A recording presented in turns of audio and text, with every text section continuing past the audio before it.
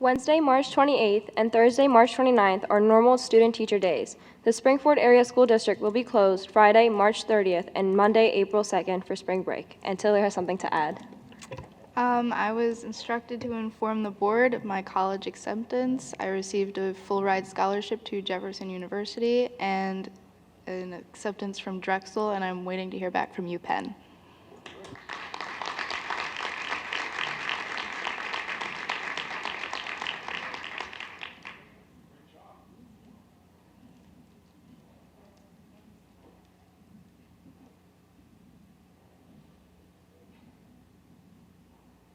Public to be heard on agenda items only.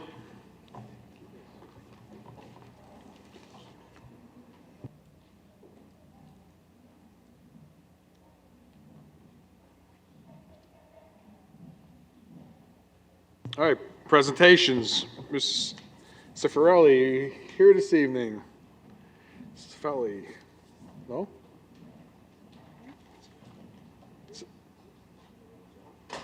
Wrong agenda? Yeah, I think so, Tom. Well, that's the one. Oh, February 28th, Oh, well, why do I have that one up? Jeez. March 26th. Here, you go, Tom, here.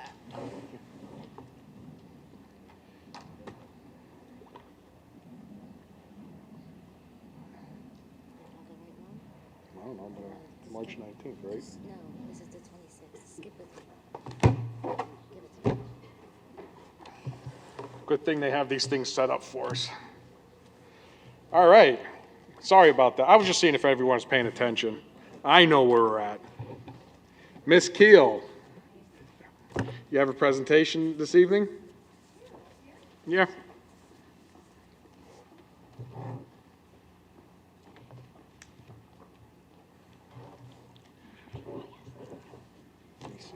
Yeah, my name is Kimberly Keel. I'm here today on behalf of Kades Margolis Corporation, and we are very excited to present the Bill Dowler Award.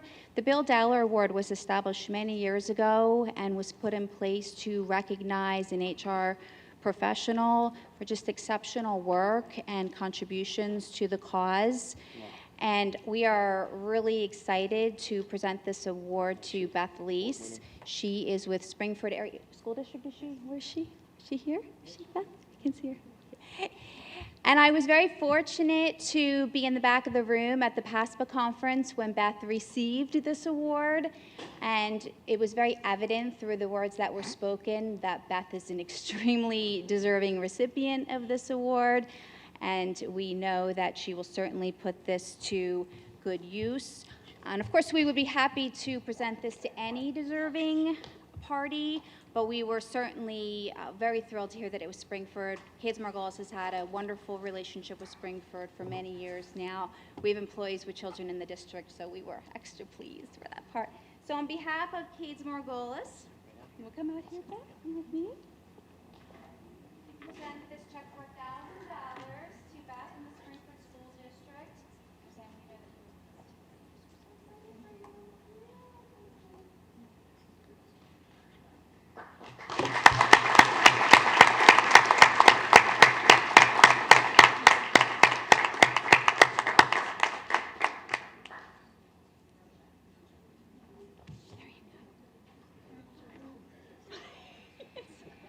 Thank you very much. Is that it?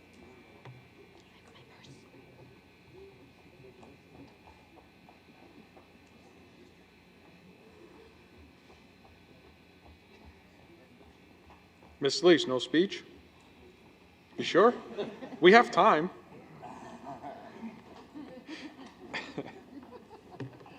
Thought I'd ask. Is Mr. McDaniel in the house? There he is. So, Mr. McDaniel, you have a few presentations here? Yes, I do. And on behalf of the athletic department, our student athletes, and our coaches, we want to again thank the school board and administration for allowing us a night to recognize our student athletes. We have terrific and awesome student athletes. You're going to meet a few of them tonight. So first, I'd like to bring up our members of the swimming team who won PAC championships, if they would come forward.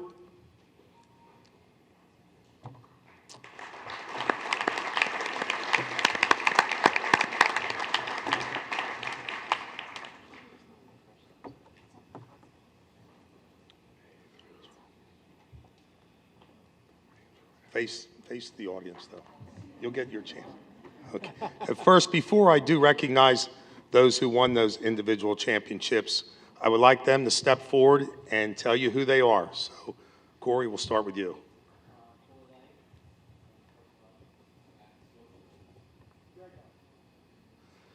Greg is one of the coaches. He's not one of the swimmers, right?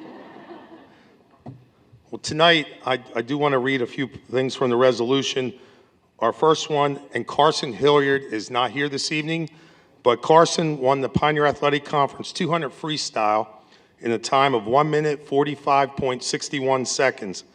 And with that positioning and time, he qualified for the PIAA District Championship. So congratulations to Carson.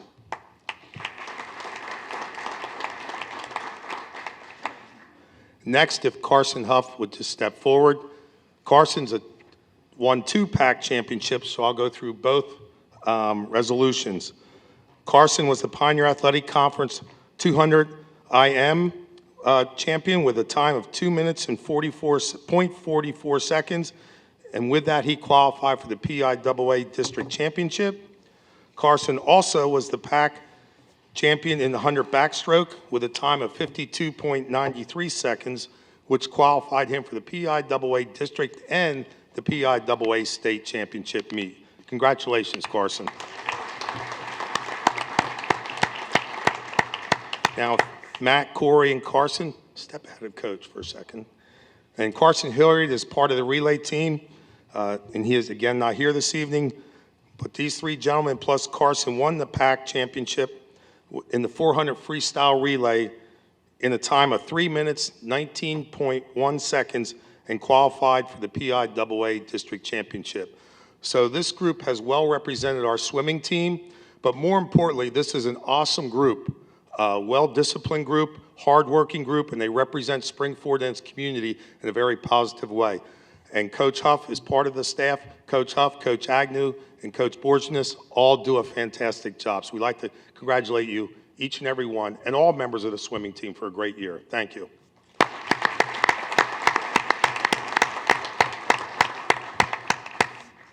Right here, Cord, right here. So while they're going around with the girls' basketball team, please come forward, and its coaches. Aaron, did you get a picture? Okay.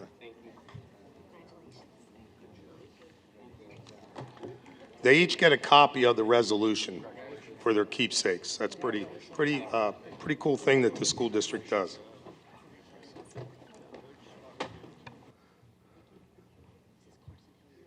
Okay, thank you. Now I got to remember they're here.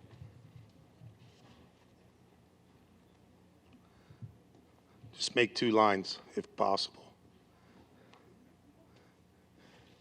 If we draw it on the whiteboard, they'll get that.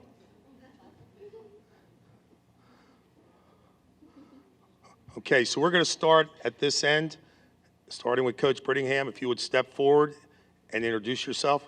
Dan Brittingham.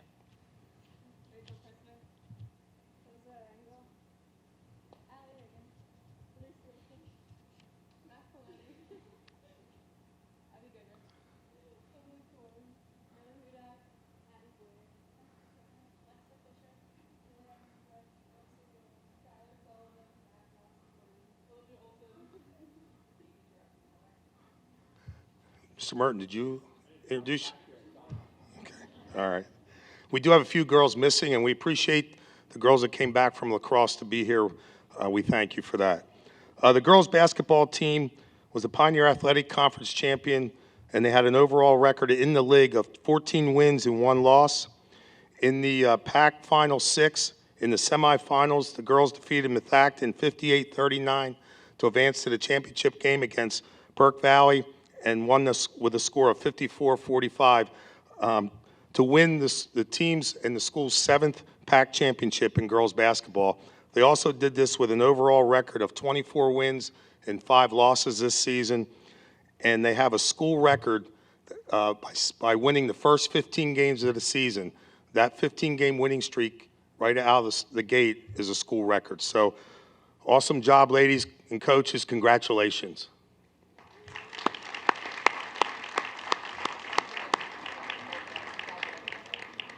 one other thing to add, we talk about sportsmanship and swimming.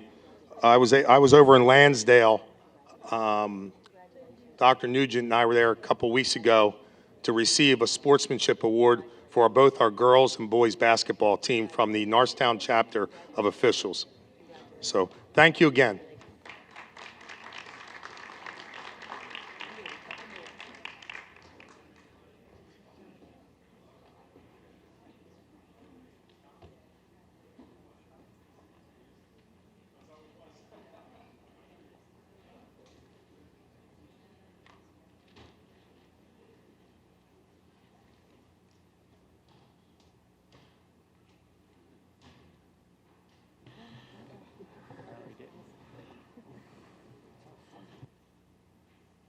Somebody.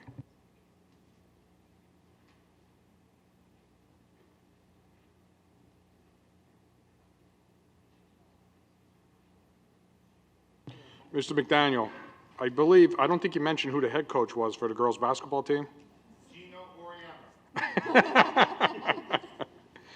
That's pretty good coming off right off top of his head. Yeah, that was a good one for Mr. Yeah. Is Mr. Edmonds?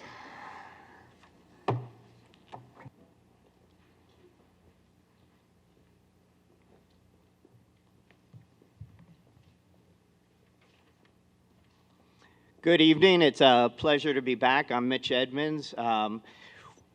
Like you, I'm very, very proud of the very talented people we have working with our students throughout the district, and very, very proud of the amazing programs that we offer to them. Tonight, the program we want to highlight is our Autistic Support Program, and we have a number of people here to help share some information.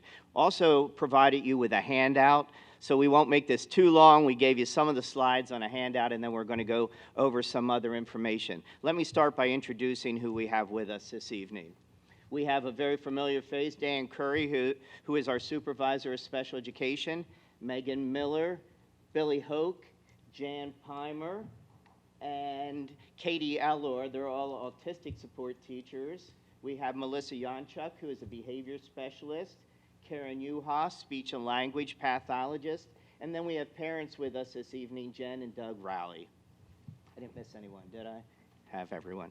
Okay, what we are going to do is start with a short video talking about what is autism, and then we're going to hand it over to Megan.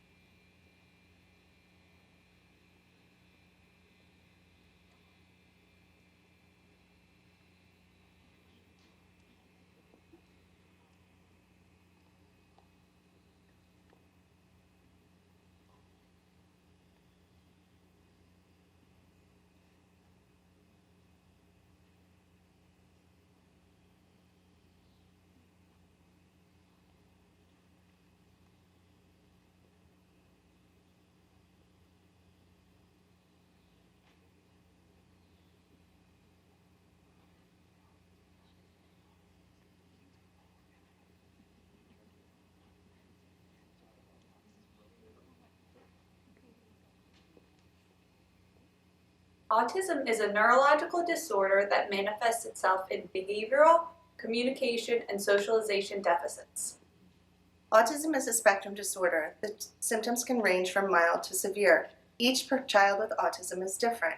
When you've met one child with autism, you've met one child with autism. Some characteristics of autism are limited eye contact, nonverbal speech, uneven gross or fine motor development, difficulty socializing with peers, and resistance to change in routine. Autism affects 1 in 68 children and 1 in 42 boys. Boys are 5 times more likely than girls to be diagnosed with autism. Autism is one of the fastest growing developmental disorders in the U.S. and on average costs a family $60,000 per year. Sensory processing is a neurological process that takes place in the normally developing child. Think of the brain as a computer. We all have a process to receive and organize sensations from the environment, process that information, and make an effective adaptive response, whether behavioral, fundamental, functional, or an emotional response. With the autistic child, there are atypical responses in how they receive and respond to movement, touch, auditory, oral, or visual stimuli. Each child is unique in how they process this information, and we need to trial and determine appropriate intervention that helps them to interact, engage, and participate in the school environment with their peers, or in fine motor activities, daily living tasks, and self-regulation activities.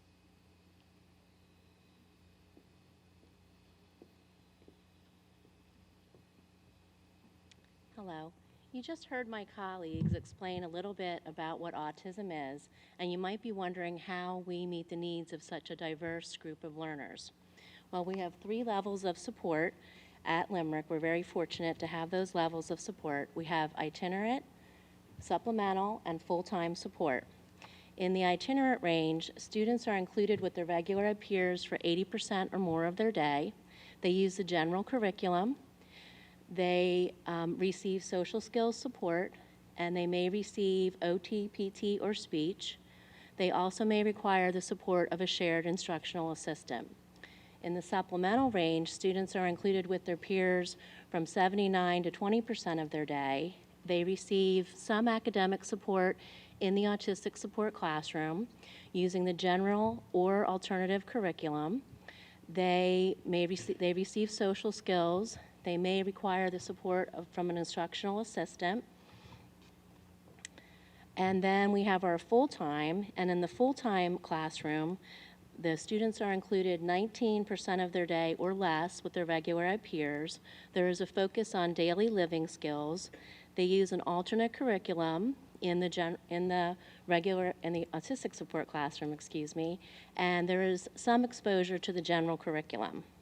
These students will participate in community-based instructional trips.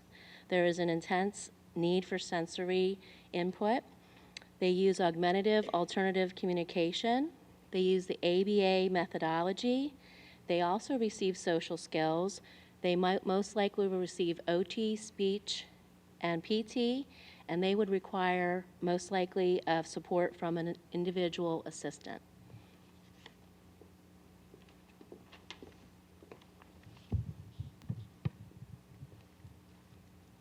Okay, so from my standpoint, I'm looking more at kind of the growth in the numbers. So on December 1st, 2007, the district had 74 students, which represented 6.4% of the total special ed population with a primary diagnosis of autism. 10 years later, that number has increased to 163 students, or 11.3% of the total special ed population. As you can see, we have more than doubled our population of students with autism in the past 10 years. In just the past 4 years, we've increased by approximately 33 students. This number of students alone is challenging in terms of programming. However, we are also finding that a higher percentage of students coming in are requiring more intensive supports. So as Megan just covered, there's 3 different levels: itinerant, supplemental, and full-time. We're seeing more students entering the programs requiring that supplemental and full-time level of programming, which adds to the challenge. Looking at the projections for 18-19 school year and beyond, from my standpoint, I don't see that trend changing anytime in the near future.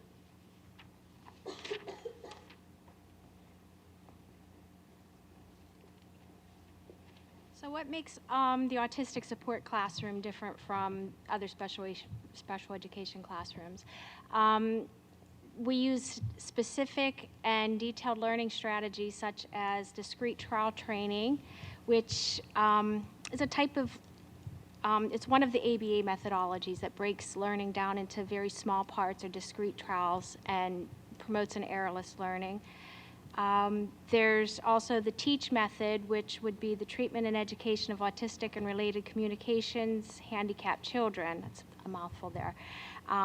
It's also known as structured teaching. With this, you're going to see a highly structured classroom. You're going to see a lot of visual schedules. You're going to see a lot of consistent routines and rules followed throughout the day. A lot of students would thrive on that. Applied behavior analysis is a set of principles that guides most of what we do in the autistic support program. This is the basis for behavioral treatment. It analyzes behavior by its form and its function, uses what motivates the students to reinforce desired behaviors and decrease less appropriate behaviors.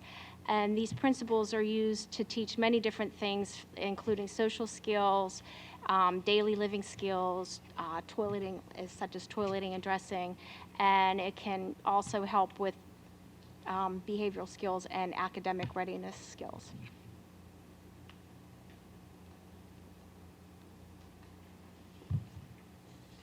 As a student experiences a range of emotions during the day, they are taught how to acknowledge emotions and experience them in a manner that is socially acceptable. Physical regulation is what a person can do to enhance rest and relaxation in the moment or reduce pain and dysfunction. And we all have ways that we do that that are inconspicuous. These students deal greatly with this and need various strategies and abilities to do that for themselves. It might be exercise, it might be breathing, it might be weight bearing, it could be running, and it could be mindfulness. Speech and language therapy is a great need. Communication is so basic, especially to reading, because verbal language becomes before reading. Our students are nonverbal. They can be echoic. They can speak in broken or fragmented sentences, or they can type on a typewriter or an iPad. They can use a picture exchange communication system, which allows them to find form and function in their world, in their environment. iPad is a wonderful thing. The augmentative assistive technology is excellent for them. There are many programs out there to which Mrs. Yuha, our speech and language therapist, can speak to.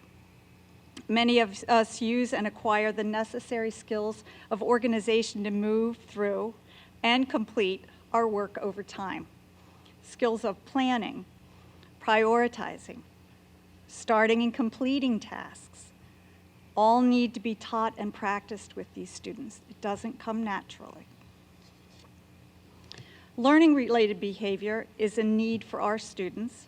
The ability to sit, the ability to focus, to attend, to participate, to write, to talk, to listen, to observe, to problem solve, need to be developed.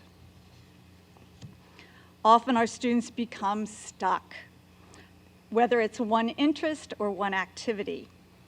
I had a student who would practice putting picture cards in the same order over and over and over again, in a specific order. I never figured it out because it was different every time, but they knew what they were doing. Oftentimes they seek only activities and knowledge about a specific subject or a specific topic. This curtails not only one's information about self and their world, but it deters conversation and social interaction. Many academic delays occur. Lots of time is spent building the educational learning foundation of behavior, executive skills, communication, self-regulation. Students with autism are unique learners, and what makes educating them so exciting is to mine for that little pathway that will tap that learning connection for each individual, for each unique learner. The need to transition and move from one event to another during the day is a big challenge. They might be moving just from English language arts to math. It might be moving from a sensory time to instruction. It might be moving from just a special area class to the classroom. Students need to learn to be okay and to make the change, and that is difficult.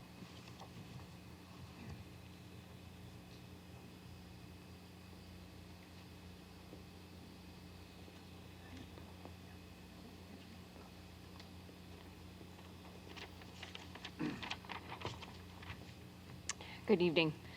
As parents and as educators, we've been so impressed by the autism program at Limerick Elementary, and we really wanted to share our story with you tonight. Our son Jack was a kindergarten student at Limerick Elementary. We intentionally describe him that way. He was not an autistic child who visited or observed. He didn't sit on the sidelines as an outsider. He belonged. And part of this inclusion was Jack's outgoing personality, his love of people, his curiosity for anything new. But the other reason he belonged in kindergarten was due to the inclusive mindset of the Limerick Elementary staff. They wrote him an IEP, they collected and used data to guide his instruction, but most importantly, they loved him. He felt safe there, and he knew he was part of a community. Just to give you a little background on Jack, he was diagnosed with developmental delay at 18 months, epilepsy by 2, autism by 3, and the constant battle to find seizure control meant just a roller coaster ride of seizure activity and also devastating medication side effects. His cognitive functioning was somewhere between 12 and 18 months in some areas, different in others. But he found a way to communicate what he needed, and all those labels and disorders meant nothing to him. He didn't know he was different. He knew love and he knew friendship, and he had fun every single day. He sang, he danced, he spread joy to everybody. He'd grab you by the hand to interact with him whether you wanted to or not. We lost the epilepsy battle this February. Jack had a strong seizure in his sleep, and he never woke up. His seizures were difficult to control, to say the least, and we spent the summer of 2017 trying new medication. The side effects took a devastating toll on Jack's mood and behavior. Because it had been such a tumultuous summer, we asked to meet at Limerick in mid-August. We were fearful that school might not be a place for Jack. We were met by Dan Curry, Mitch Edmonds, Katie Eller, and Melissa Janchuk. We provided them with an update on his aggressive behavior. They assured us they could handle him, and they could. They assured us he'd learn, and he did. They assured us that he would be loved, and he was. School turned out to be the best place for Jack. Mrs. Eller, the therapy team, and classroom assistants got to know him well, as did many of the other staff members and students. They knew he needed frequent breaks, and they developed a schedule appropriate for him. Jack used his hallway time to interact with other students and staff, and he quickly became the mayor of Limerick Elementary. We live in the development across the street from the school, and it became really fun to take walks around the neighborhood this fall because Jack was greeted by name and with a smile. And it was heartwarming just to see how Jack was being accepted as a result of Limerick's inclusive culture. One of our favorite, and I think Jack's favorite, parts of the Limerick program were the community-based field trips. As we previously mentioned, he needed frequent breaks. 8 hours in a classroom or our home was not for him, and he let you know it. He benefited so much from the change in atmosphere and the chance to interact with members of our community. We also feel strongly that community members learn as much from the students as the students learn from them. Despite his struggles, we, as parents, learned more from him than anyone we've ever met. He taught us love, compassion, patience, and always to pay attention to what really matters in life. His memorial service confirmed that he had this impact on almost everyone he met. When we met with Mrs. Eller and Mrs. Yuha at conferences, we were pleased to hear about the implementation of new assistive technology, as well as research-based behavior strategies that were being used already in the classroom. We were updated on his IEP goal progress, but mostly we just talked about Jack. We talked about what was good. We talked about progress, and we left that meeting feeling better about Jack's future than we had in years. He hadn't made any huge academic strides yet. I mean, it'd only been a couple weeks, but he was accepted and he was valued. And I think that all parents want the same things for their children at school. They want safety, they want love, and they want quality instruction. Jack was getting that at Limerick, and so will our son Drew in a few years. We couldn't be happier that Drew will attend a school with a diverse population of learners in an inclusive environment. A huge thank you to Team Jack for all you did for him and will continue to do for your Limerick students. Thank you.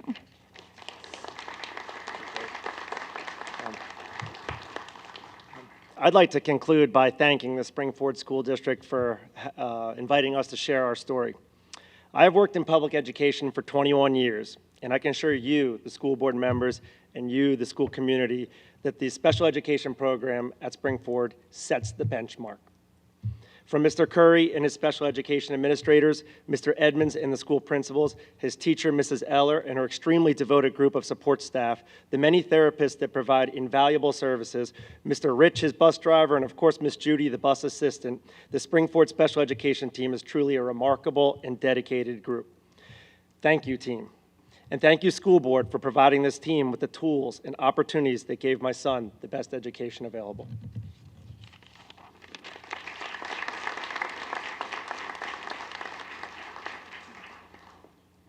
I want to personally thank Mr. and Mrs. Rowley. That was so good for my heart to hear from them. Thank you. So to summarize, Limerick has had a long history of providing comprehensive special education services to students on the autism spectrum. But what makes programming so challenging for these students is, although they have similar characteristics, each child is very unique. And it takes a team of professionals to meet these multiple needs, including special education teachers, regular education teachers who are open and flexible and accepting, speech therapists, behavior specialists, occupational therapists, physical therapists, vision therapists, and a load of wonderful regular ed children who are welcoming to these autistic support children. As we discussed previously, the number of students requiring autistic support has increased. In just 4 years, 30 more students. But in addition to the number increasing, what we're finding for Springford is that we're experiencing students who have more intensive needs that we need to service. It takes a village to raise a child. And our community at Limerick, and I mean all the community, all the staff, all the students, they've come to embrace the autistic support program, and we look forward to continuing to provide a high quality education for these very special children. Thank you for your attention.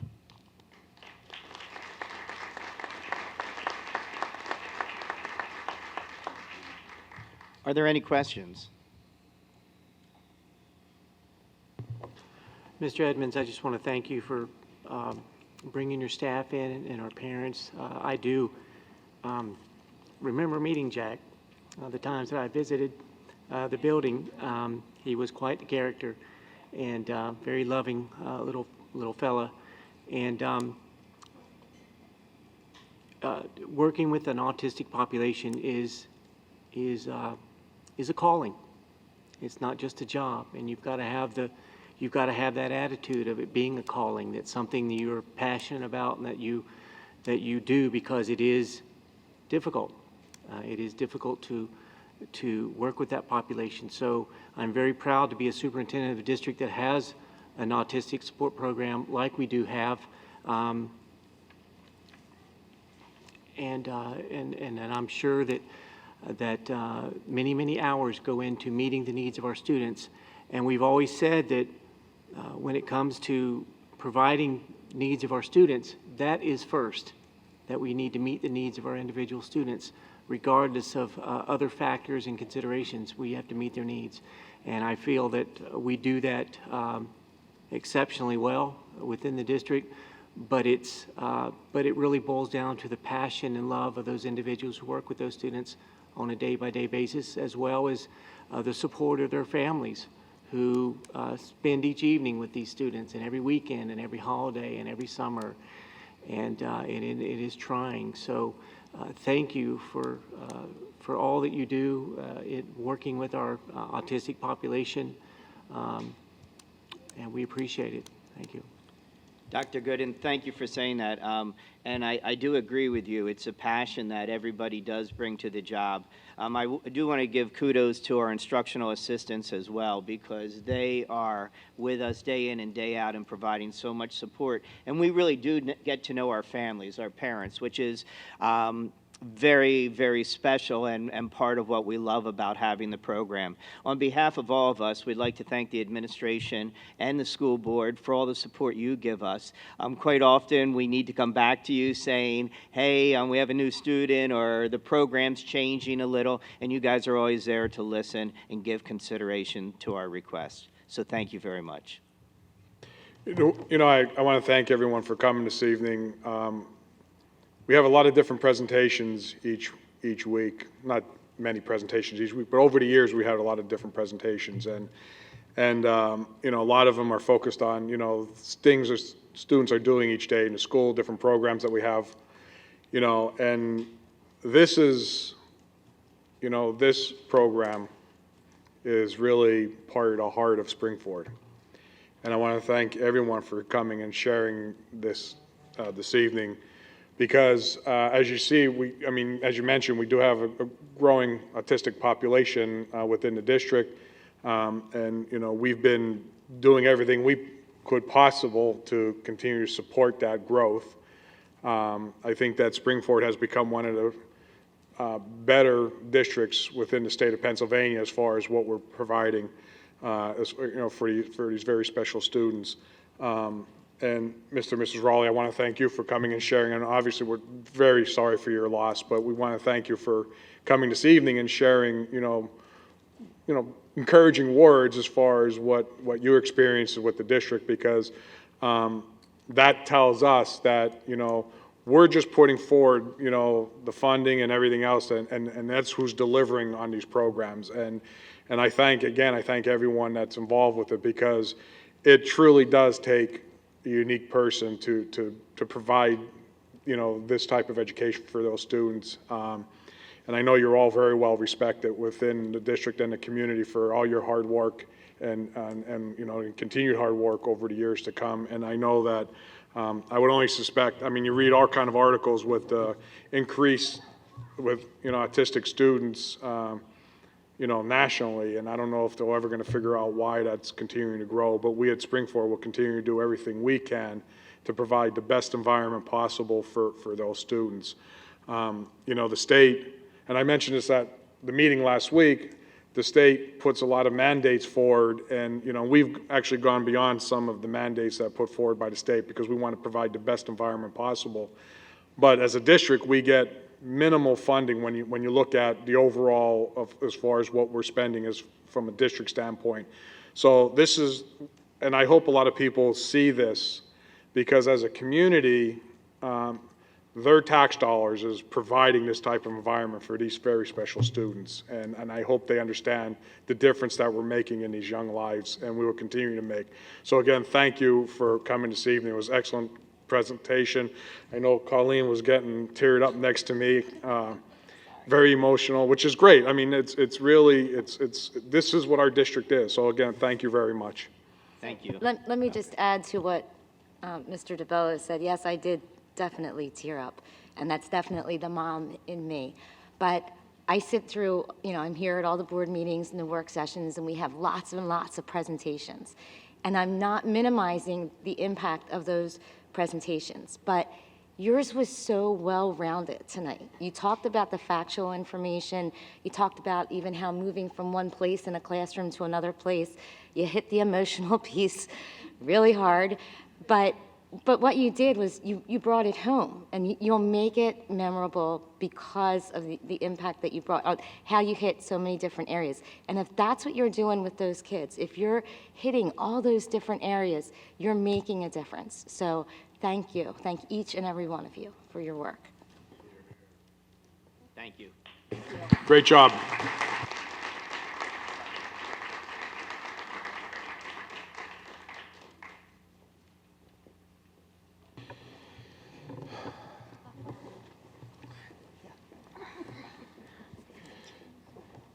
Okay, next up, Dr. Gooden.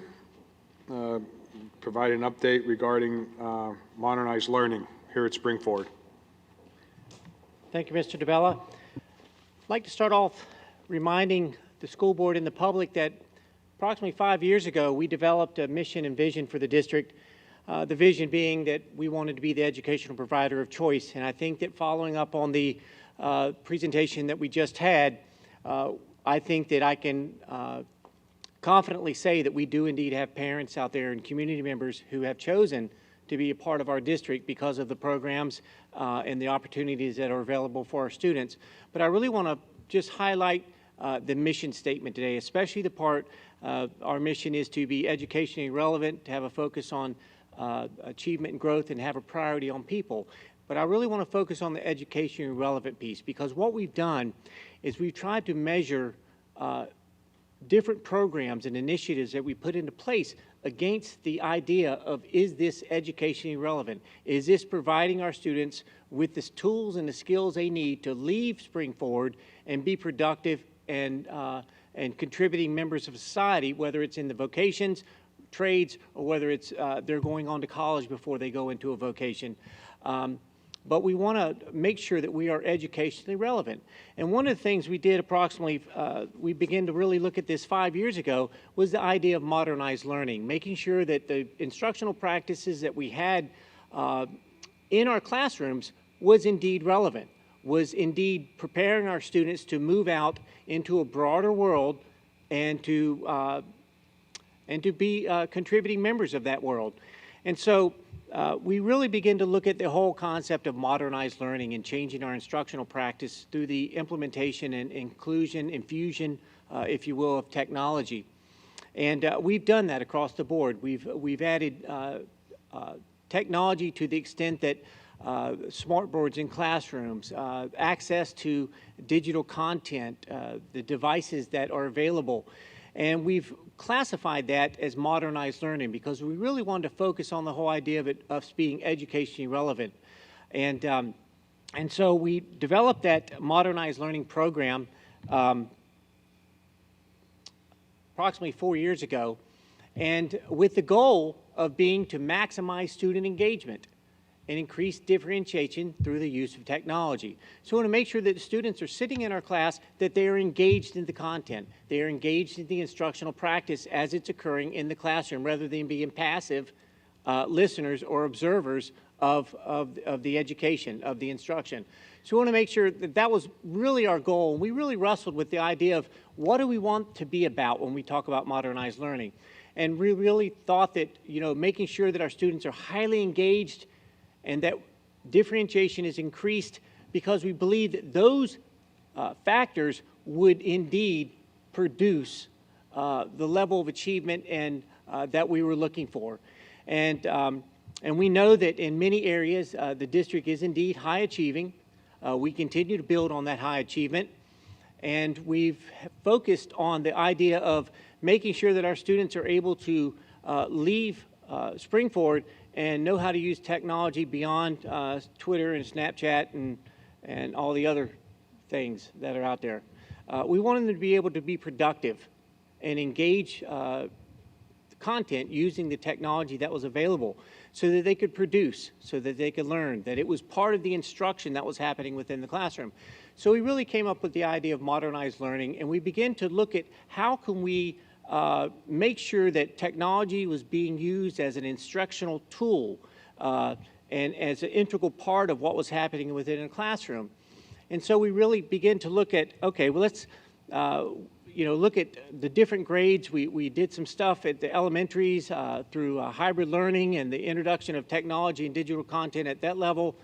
We've continued to make sure that we provide access to technology for our students through various classrooms. But what we did was kind of unique at the high school level is we really wanted to make sure that teachers understood how to use that technology as a component of their instruction, as an integral component of their instruction. And so we really begin to look at, okay, how can we do that? How can we make sure that our teachers are trained to use the technology that we have? So we started out a cohort program in which we started off, I can't remember exactly, it was 11 or 12 teachers that we began to do some extensive professional development with. and making sure that they understood how to utilize technology as part of their instructional practice. And we did that for a year. Each of those teachers in that cohort received a laptop cart in their classroom, and they used that for their classes as far as their instructional practice. And it became an integral part of their instruction. It was so popular indeed that the next year we had very little trouble getting additional teachers to form a second cohort. Over the years, I believe we're in our 4th cohort currently, and we have teachers that are waiting lists to be able to come in and receive this professional development so that they can utilize. That's a great model because we want to make sure that the technology that teachers have is actually being utilized in the classroom. There is one problem with this model, though. Eventually, if we continue adding cohorts every year, you get to a point to where you have as many devices in play as we do students using those devices. And we're quickly approaching that point to where we're going to have, if we continue the cohort model as we've been doing for the past few years very successfully, we are reaching that point where we're going to have a tipping point, if you will. And so we come to the board tonight with the presentation basically with the idea that we need to make a decision how we're going to move forward. And so we want to talk about the plan that we've developed over the last year of how we can move forward in such a way that we're maximizing instructional strategies using technology, as well as making sure that students have access to those technologies. And so that's really the essence of what we're talking about tonight. We're reaching we're reaching and quickly approaching that tipping point, and so we need to plan for that and how we would move forward. So that's what we're going to talk about, and at this point I'm going to hand it over to our Director of Curriculum Instruction, Ms. Kim Bass, and she's going to walk us through some things, and then we'll have some other folks share as part of this presentation. Mrs. Bass? Good evening, everyone. I think if you were here last week and you heard Dr. Weidenbaugh's group talk, you realize that our students really are future ready. What we've observed over the past 4 years with the Modernizing Learning Project is that our kids are future ready. The skills that they need, the interaction with technology, as Mr. Tier said last week, beyond using it for social media, beyond using it for note-taking and or internet searches, they've really been able to hone in on how the kids can learn to use technology in a very meaningful way. So we've observed our teachers use technology to teach the curriculum really as a seamless part of solid instructional practice. Students are engaged. You heard that from those that presented last week.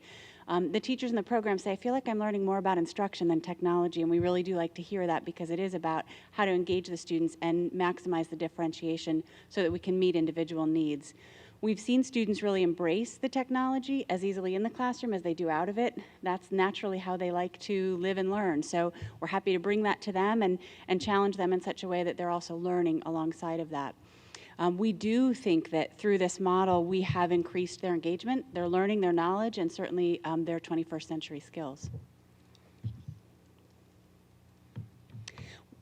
As Dr. Gooden alluded to, we're not just thinking about 9 to 12. We have met with our building principals from K through 12, and we want to make sure that all of our students are involved in that individualized learning that we talked about, meeting their individual needs. And so we are here tonight to say this is our plan, and we're looking for board support to be able to move forward for the thoughtful integration of technology in a way that increases student and teacher access to it, and really the necessary training for teachers.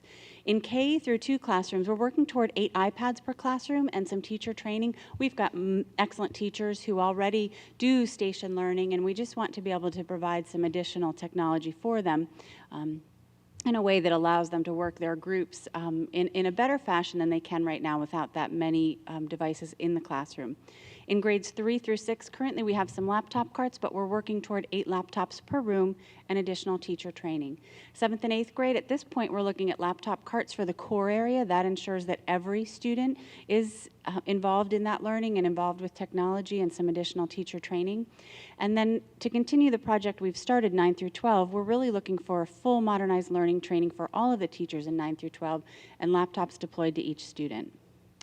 Dr. Gooden showed this chart back here, and if we continue with the cohort device, you can see right now in 2018 we have 1,700 devices. Right now they're not servicing or they're not serving 1,700 students. We'd like to get to the point where the computers are in the hands of the kiddos and that each one of them is experiencing the benefit of the Modernizing Learning project.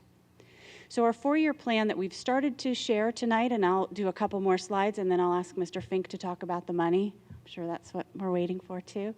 But the 4-year plan that we've been able to come up with involves teacher training, technology purchases, technology and administrative support, policy implications, and a communication plan.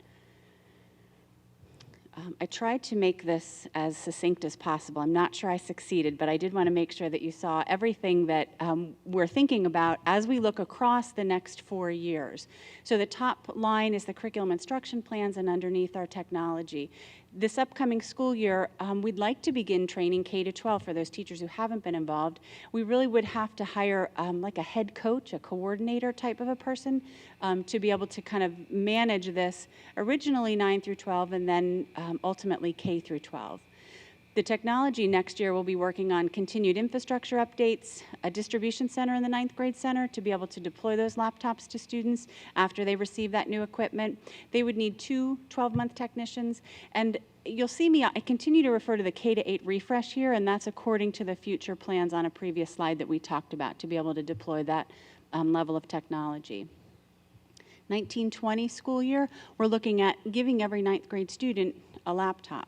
We would be looking at some coaching support and training, and certainly we'd have to hire a coach to be able to support that additional work with that number of teachers involved in the project. While we do that, technology would be receiving that new equipment, distributing devices to the 9th grade center students, setting up a distribution center in 10-12. We would additionally need 2 12-month technicians to set up and support that 12th grade center and to get ready to take on the deployment of laptops to every 10 through 12 student. And of course, they would be continuing with the K-8 refresh. In school year 2021, we would be deploying computers to every student in 9th through 12th grade. Coaching support and training would continue. We would need 1 additional coach to support that level of involvement with teachers and students and technology. Technology, of course, would be working on receiving that new equipment and distributing those devices and continuing with the K-8 refresh. I'm happy to say 2021 does not involve any new staff. At that point, we're continuing with our training and coaching support, and really this is how we do business now. This is all about how Spring-Ford learns. Spring-Ford learning is modernizing learning. Spring-Ford learning is student-focused learning. It's just the way we do things. At that point, technology would be looking at distribution of devices to 9 through 12 students, receiving that equipment, and then of course deploying it. And that refresh deployment continues K-8 according to the technology plan and the budget that Mr. Fink is about to share. So before I turn the PowerPoint over to him, do you have questions for me on this slide or any of the prior ones? Don't escape, I'm sure more I was questions hoping will I come could out. go now. Yeah. And Mr. Fink is up next. So what we tried to show here, let me move closer to this. What we tried to show here was the impact of the overall budget. So as Dr. Gooden and Ms. Bass pointed out, we're almost there, equipment-wise, right? We've, over the past 4 years and going into the coming year with Cohort 5 coming on board, we're at the point now where we're so close to saturation, you can taste it. Which is why when you look at the bottom section of the grid on the screen, you can see the equipment cost is pretty much negligible. There's hardly anything there because we're just about there. The higher costs or the added costs really come into getting the right folks on board, not only to do the training piece of it, as Ms. Bass pointed out, but also to service it. We have to make sure that we have the right amount of people on board to help service all that equipment in the field. So if you look down at that bottom line, you can see what the general impact on a year-over-year budget is, or the impact to the budget on a year-over-year basis is. What we're talking about here is about $580,000 over 6 years. So that's it seems to be a very low impact. Obviously, the lowest part of that impact is in the out years.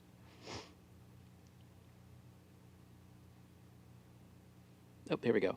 There's still some work to do here. Of course, we have some policy work to go through. We have to look at some of the policies that we have in place and make sure that they'll also cover a full deployment program, not only to cover devices that are kept within the walls, the boundaries of the school, but also as equipment goes outside of those boundaries. That also includes things like user agreements for and insurance for equipment that's going to be in the hands of the students that may be staying or may be leaving the grounds as well. So there's still some work in there. We'll be working with the policy committee, Mrs. Zazowski, to go through some of those things that are needed, and of course through our council to go through some of the agreements that might be needed as well. And the good thing about it is we also have resources at other districts who have done similar types of deployments too, so we can kind of piggyback on some of the things that they have. Any questions for me, or do you want to wait till the end? A quick question. Sure. How do we get Miss Bass back? No, I'm only kidding. We can call her in. Yeah. I remember, and I think I asked this at the curriculum meeting, but I don't remember what you said. I don't know if it was curriculum or finance, but so we were putting in $250,000 in budget each year for technology and another $250,000 towards more modernized learning initiatives and all that. So the budget that you put forward up there is additional monies to what we're already.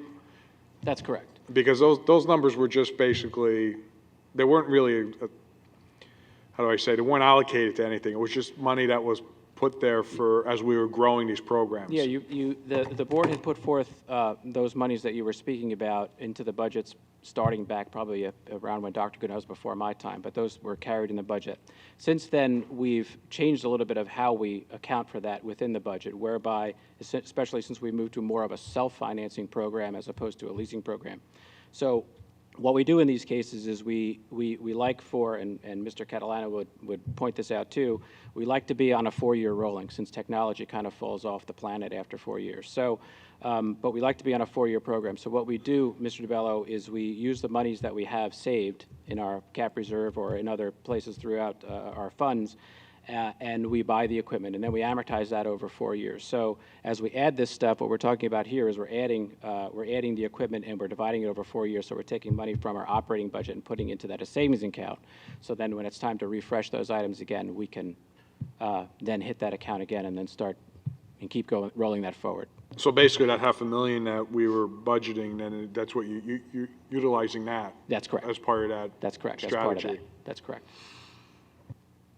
And you said a lot of this, I guess, is the coaching and training that we're seeing up here? That's correct, yes. Okay, so on a previous slide, I thought that I saw there would be 2 full-time for the 9th grade center to get things up and going, and then 2 later full-time people also I think what they're referring to are the 2s where there were 2 technicians that would be sitting in a deployment/repair center over in the 9th grade building, and then as this building comes online, actually just before this building comes on, so we're ramped up and ready to go, we would have the same type of thing in this building here for deployments, repairs, exchanges, that type of thing.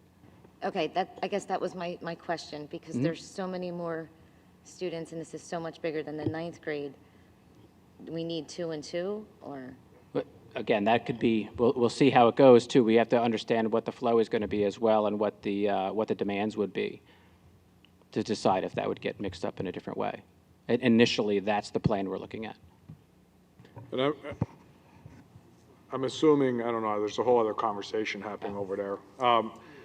So then also part of the strategy is that the labs that we currently have would start to go away as well. Yeah, that's correct. What Mr. Catalano and I worked on was the most efficient way to move devices that we currently have for students within our buildings, which would include students in our media centers and in our computer labs, where we could shuffle the deck, if you will. So as new students in the 9th grade come on, getting new devices, which would be 4-year devices they would use over those 4 years, in year 2, we could also deploy existing laptops that we currently use to the 11th and 12th graders, with the idea that as they move on and graduate, those devices would then be recycled, if you will. They would be taken offline, and then the new devices would be purchased at the 9th grade level. So every 9th grade would have a fresh device as they come in the door, which would then, of course, keep your 4-year rolling perfectly.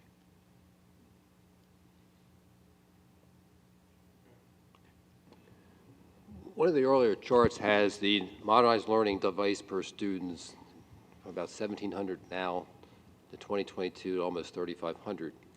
So that shows a large growth in number of devices, but this chart up here doesn't show much equipment cost. So how would you go for almost double the devices without a lot of equipment costs being added? Yeah, okay. So that chart shows if we were to continue with the cohort model, we'd be bringing on over 300 devices every year, which would soon put us past the tipping point where we'd have more devices than students. So this is a reflection, if we would continue with the cohort model, that's not our plan, because that wouldn't be fiscally responsible. And Mr. Dennert, also with the cohort coming online this coming year, which is already in the Modernized Learning Plan, that's an additional 400 to 500 devices, which would also be added to the numbers that you're talking about, not as part of a full deployment initiative, but just as a part of the regular cohort model.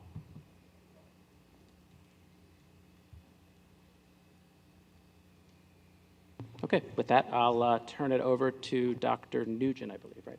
Thanks. Sure, let me get you back up to where you are.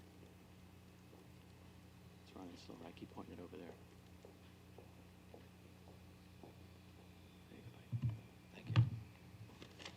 Thank you, Mr. Fink.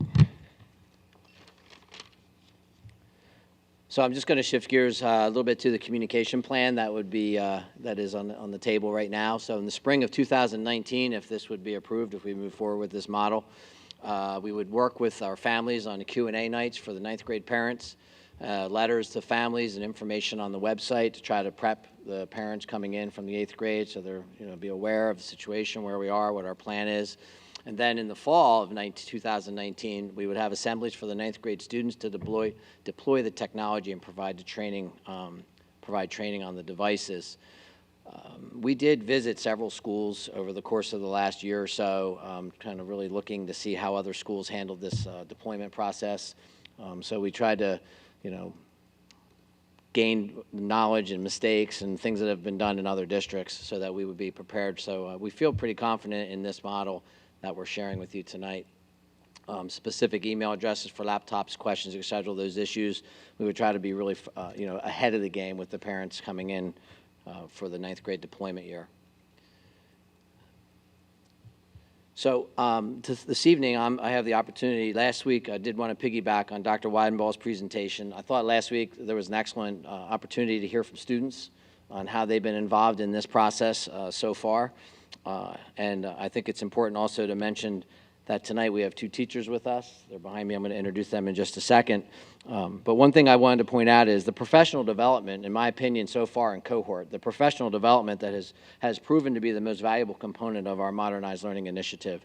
The training that our teachers have been receiving has been really in an outstanding mode, if you ask me. Our cohorts have participated in numerous professional development sessions. Again, Dr. Gooden alluded to the fact that we have 4 cohorts that are in the program now, with 5 coming in the fall, our 5th one. And they will have meetings with their individual cohorts, because there's some teachers that are more advanced. And then we have meetings with the cohorts as a whole group, so that they're sharing with one another. So I think that's been an excellent opportunity for all of our teachers. The staff participation has included veterans as long with new teachers. Again, it is accurate that we do have teachers lining up asking to be part of this particular program. The nice thing I think and I think it's important for the board to know, for everyone to know, that as administrators, myself included, we are participating in the professional development sessions as well. So we're sitting in and getting the exact same training in a separate session that the teachers are getting, so that when we go into the classroom, we're tuned in exactly to what's happening there. There has been a best practices fair at the end of last year and scheduled again this year. So we took all of our cohorts, which is about, we're 40-plus teachers now, all of our cohorts. And on an in-service day, we had a best practices fair where our teachers went around and had a selection to go to see the different learning modalities that are taking place in the classroom. And that was very, very popular in-service for our teachers. I think they got a lot of, and that's where we pick up a lot of teachers come out of it saying, hey, this is outstanding, how do I become part of this process? So I think that's been an excellent piece as well. Overall, I have to say, I've been doing this for a long time. Can't believe it, but it's been a long time. I would tell you straight up, this is, I feel, the most powerful professional development opportunity that I've been part of since in my tenure. As far as it's not just about computers by any stretch of the imagination. The focus is to maximize student engagement and increase differentiation in the classroom. And the teachers that have been involved, we just have 2 here this evening, are going to just take a minute to share how that's happening in their classrooms. So I would like to introduce Erin McNowan and Sue Miscavige. Erin is in cohort 1, so she was one of the original pilots, and Sue, who's in cohort 3. Erin? Thank you for letting me speak tonight. Good evening to everyone. So I'm Erin McNown. I teach AP Biology and Anatomy and Physiology here at the high school. And like Dr. Nugent said, I was part of the original 4-person cohort. We have definitely grown since then, and I've enjoyed watching as new teachers have come into this program and really have gotten to collaborate with a lot of them.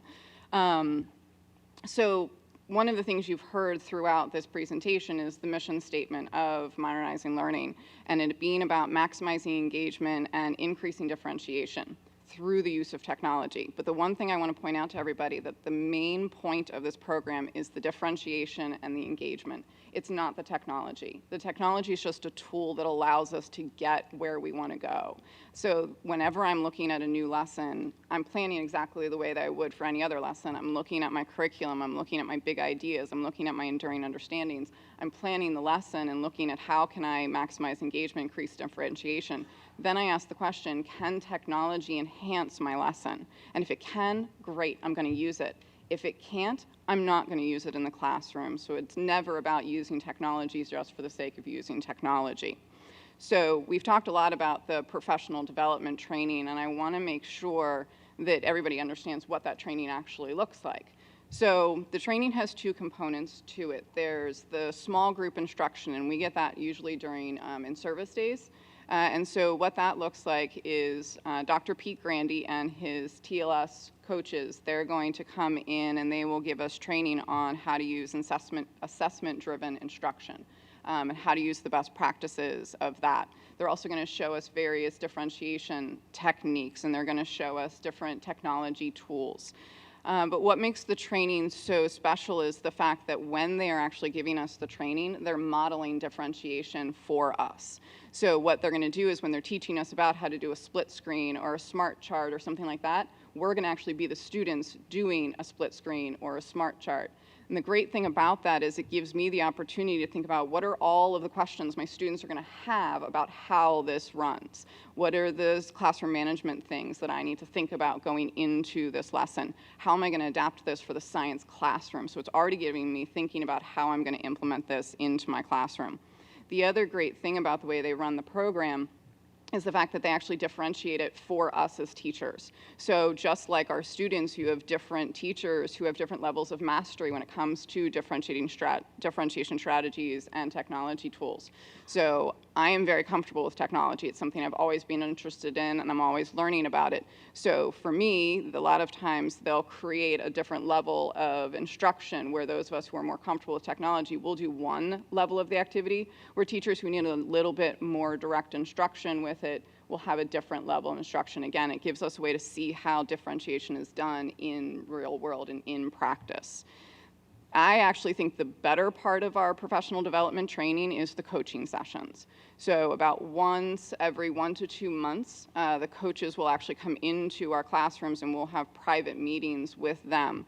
Sometimes they're going to be before coaching sessions, which basically means that I get to talk to them about a lesson that I'm planning right now or that I have questions about and how I want to change that lesson. It could be an after coaching session, which means that I've already given the lesson to my students and then I can talk to them about how things went, what type of improvements I want to make, and those types of things. The third type of coaching I can get is a during coaching where they actually come in and watch me teach the lesson and then we can have a meeting afterwards about how did it go.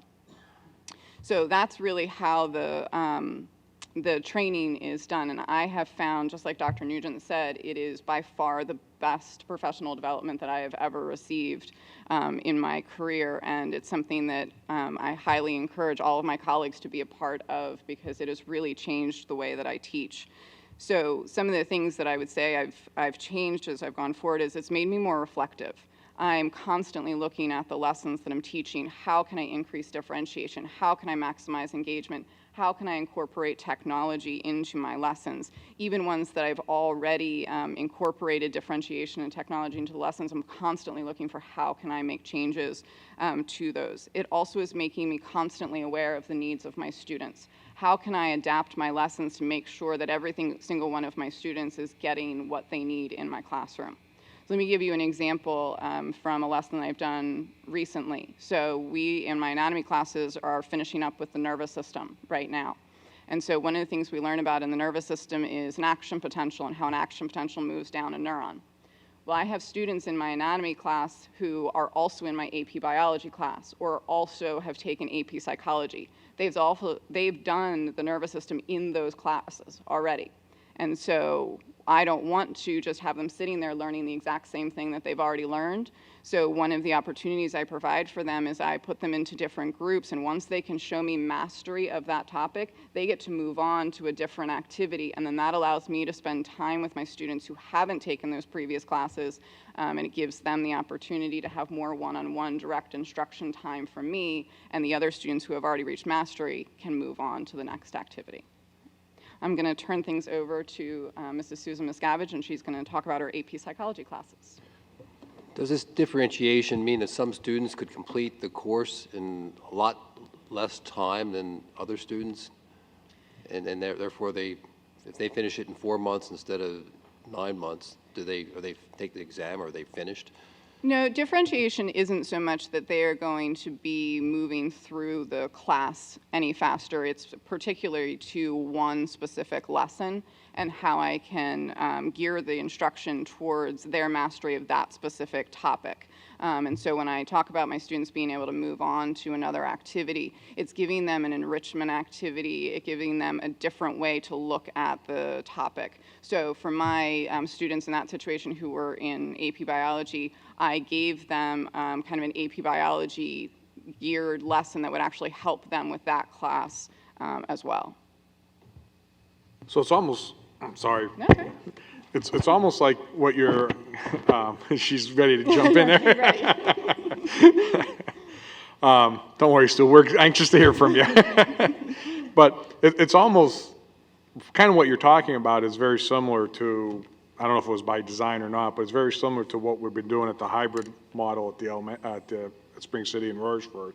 I mean, it's, students break into the groups, not getting into all the details of hybrid model, but it's set up that the teacher in the classroom students can, they learn at different levels or different paces or whatever. And so it's like students could, move forward on one topic that they grasp real quick versus other students that take a little bit longer. But that doesn't always mean every topic's the same way. So some students grasp one topic quicker, another group of students will grasp another topic quicker. So it's what you're doing at the high school level is that you're introducing the topics throughout the school year, and then there's some students that already have somewhat of a background in, like you said, the nervous system, so that you're providing, other learnings for them as well, so that you're keeping the class moving forward. Right. But you don't have students just sitting bored in some instances. Right, absolutely. And there's different types of differentiation strategies that you can use. So sometimes where I am grouping them in what we call homogeneous grouping, where I have, my students who have reached mastery faster are in one group and my students who are going to need a little bit longer in a different group. But then there's other ways that you can differentiate in which you're doing what we call heterogeneous grouping, where we're mixing them together. So there's lots of different strategies that you can use. It doesn't necessarily just have to be in the grouping strategy. So, and that's part of what we learn in the professional development training is it's kind of taking us away from what we all kind of thought we knew differentiation was and opening our eyes to all the different ways that we can actually meet the needs of our students in the classroom. I think the public needs to be clear that we're not spending all this money buying this technology just to be able to do the same things we've done in the past with laptops and tablets. We're buying it because it enriches the classroom experience with the differentiation, allows you to do teaching exercises that were not possible to be done before. I mean, why should we replace chalkboards with whiteboards if we're doing the same thing with that same piece of technology? We want this because we can do things we couldn't do before, and we have to be constantly monitoring that in the classroom, these things are being used for innovation, not for duplication.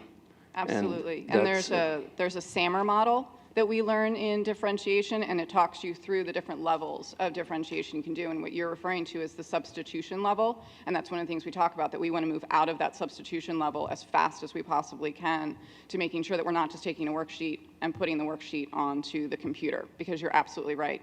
That does not benefit our students at all.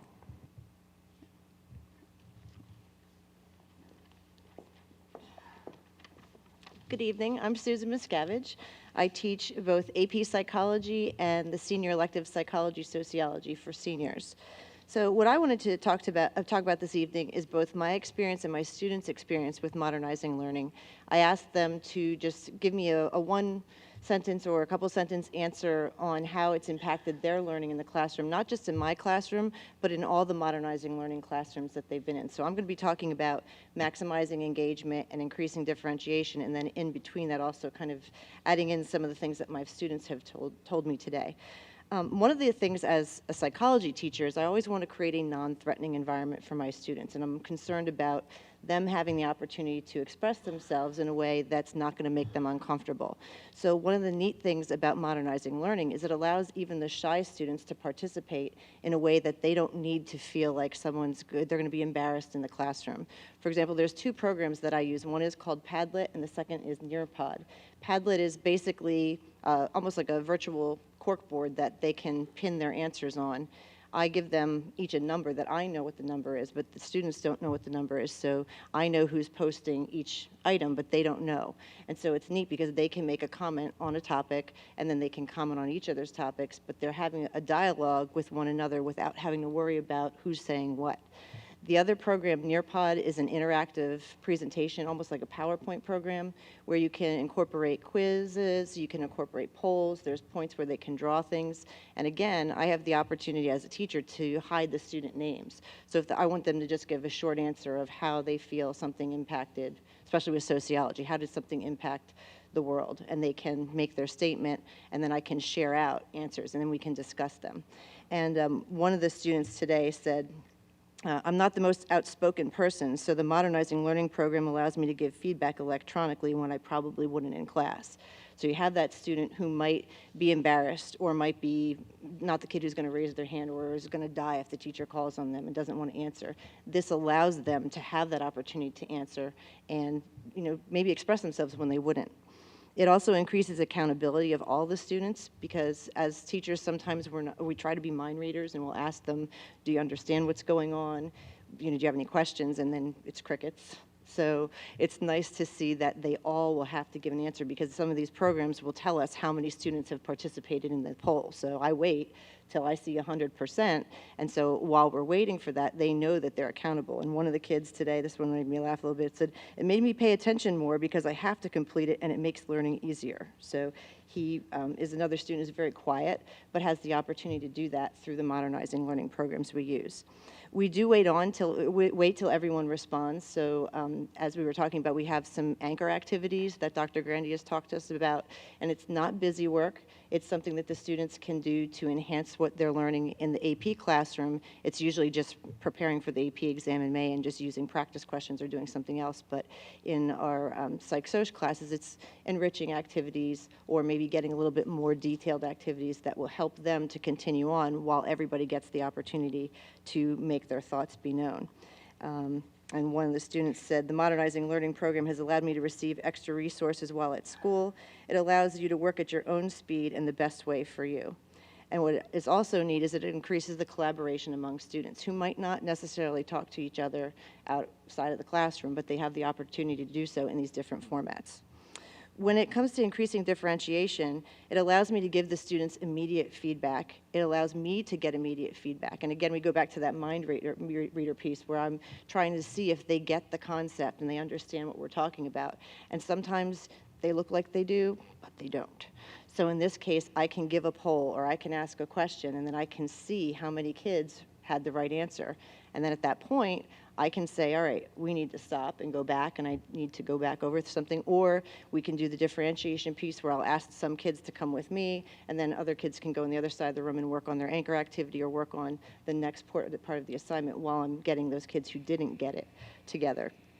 It allows more opportunity to meet the needs of our students. For example, classical conditioning is one of the most difficult concepts in psychology to understand. So this year I did a lesson where we differentiated, and I gave them the day before, our psychology, sociology students were given a set of questions and a set of scenarios to answer for classical conditioning, as well as just a question, how comfortable do you feel with this topic? So I took that information home, I graded their scores, and then I analyzed the data overnight and was able to group them. So the next day, when they came in, they were given the opportunity to be set in groups that were homogeneous groups. Those kids who got it got to have time on their own. Kids who didn't get it were able to work with me one-on-one with. So we were all doing the same worksheet, but we were able to get into these different groups and maximize that differentiation. I'm going to piggyback with what everybody else has said. This has made me a better teacher. This is my 20th year teaching, and this has made me a better teacher by far. It gives me more encouragement to try new things. I've been through a lot of different initiatives in my 20 years and a lot of different lesson plan strategies, and this by far has been one of the best experiences in my 20-year teaching career. It allows me to be more responsive to my students' needs and to be able to be, as Ms. McAnally said, more reflective on my teaching.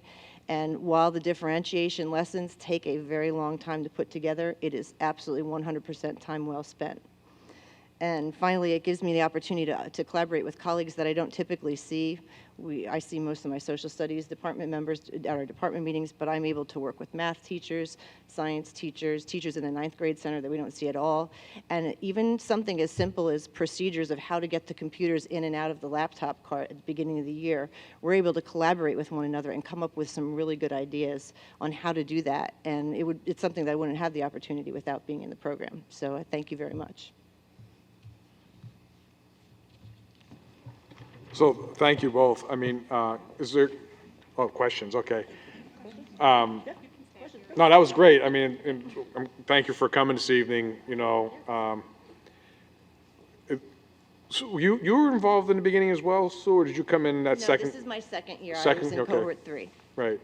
And have you, I guess you've already kind of said it, but I mean, as far as being involved in the program, do you see that your students are engaging more because they're learning on the devices that they're basically growing up on? Or, I mean, do you see like I kind of did mention it, like you could see a trend or a pattern change as far as what you've seen over the last several years? Yes, and especially with my psychology, sociology class, because that's not a class where you have a certain one type of student. We're an AP class.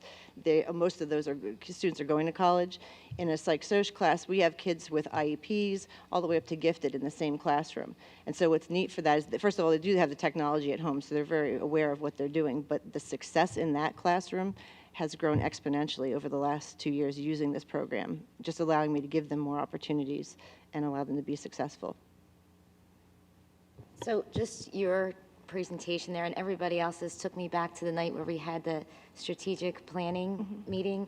And the thing that I was lucky enough to be in your group, and the thing that I walked away with that night that most impressed me was when we talked about the accomplishments of the district and what was really great about the district, and we had that whole thing that was full. When you got up there and talked about how the modernized learning has impacted your ability as a teacher and your students, that was the thing I remembered most from that night, that you were so thank you. excited about that. And I think you and the other teacher also both brought that with you tonight, so thanks for that. Thank you very much. Like I said, I've been teaching for 20 years, and it's so neat to, and even something else I forgot to mention is last year, one of our science teachers was retiring, and he was in the program.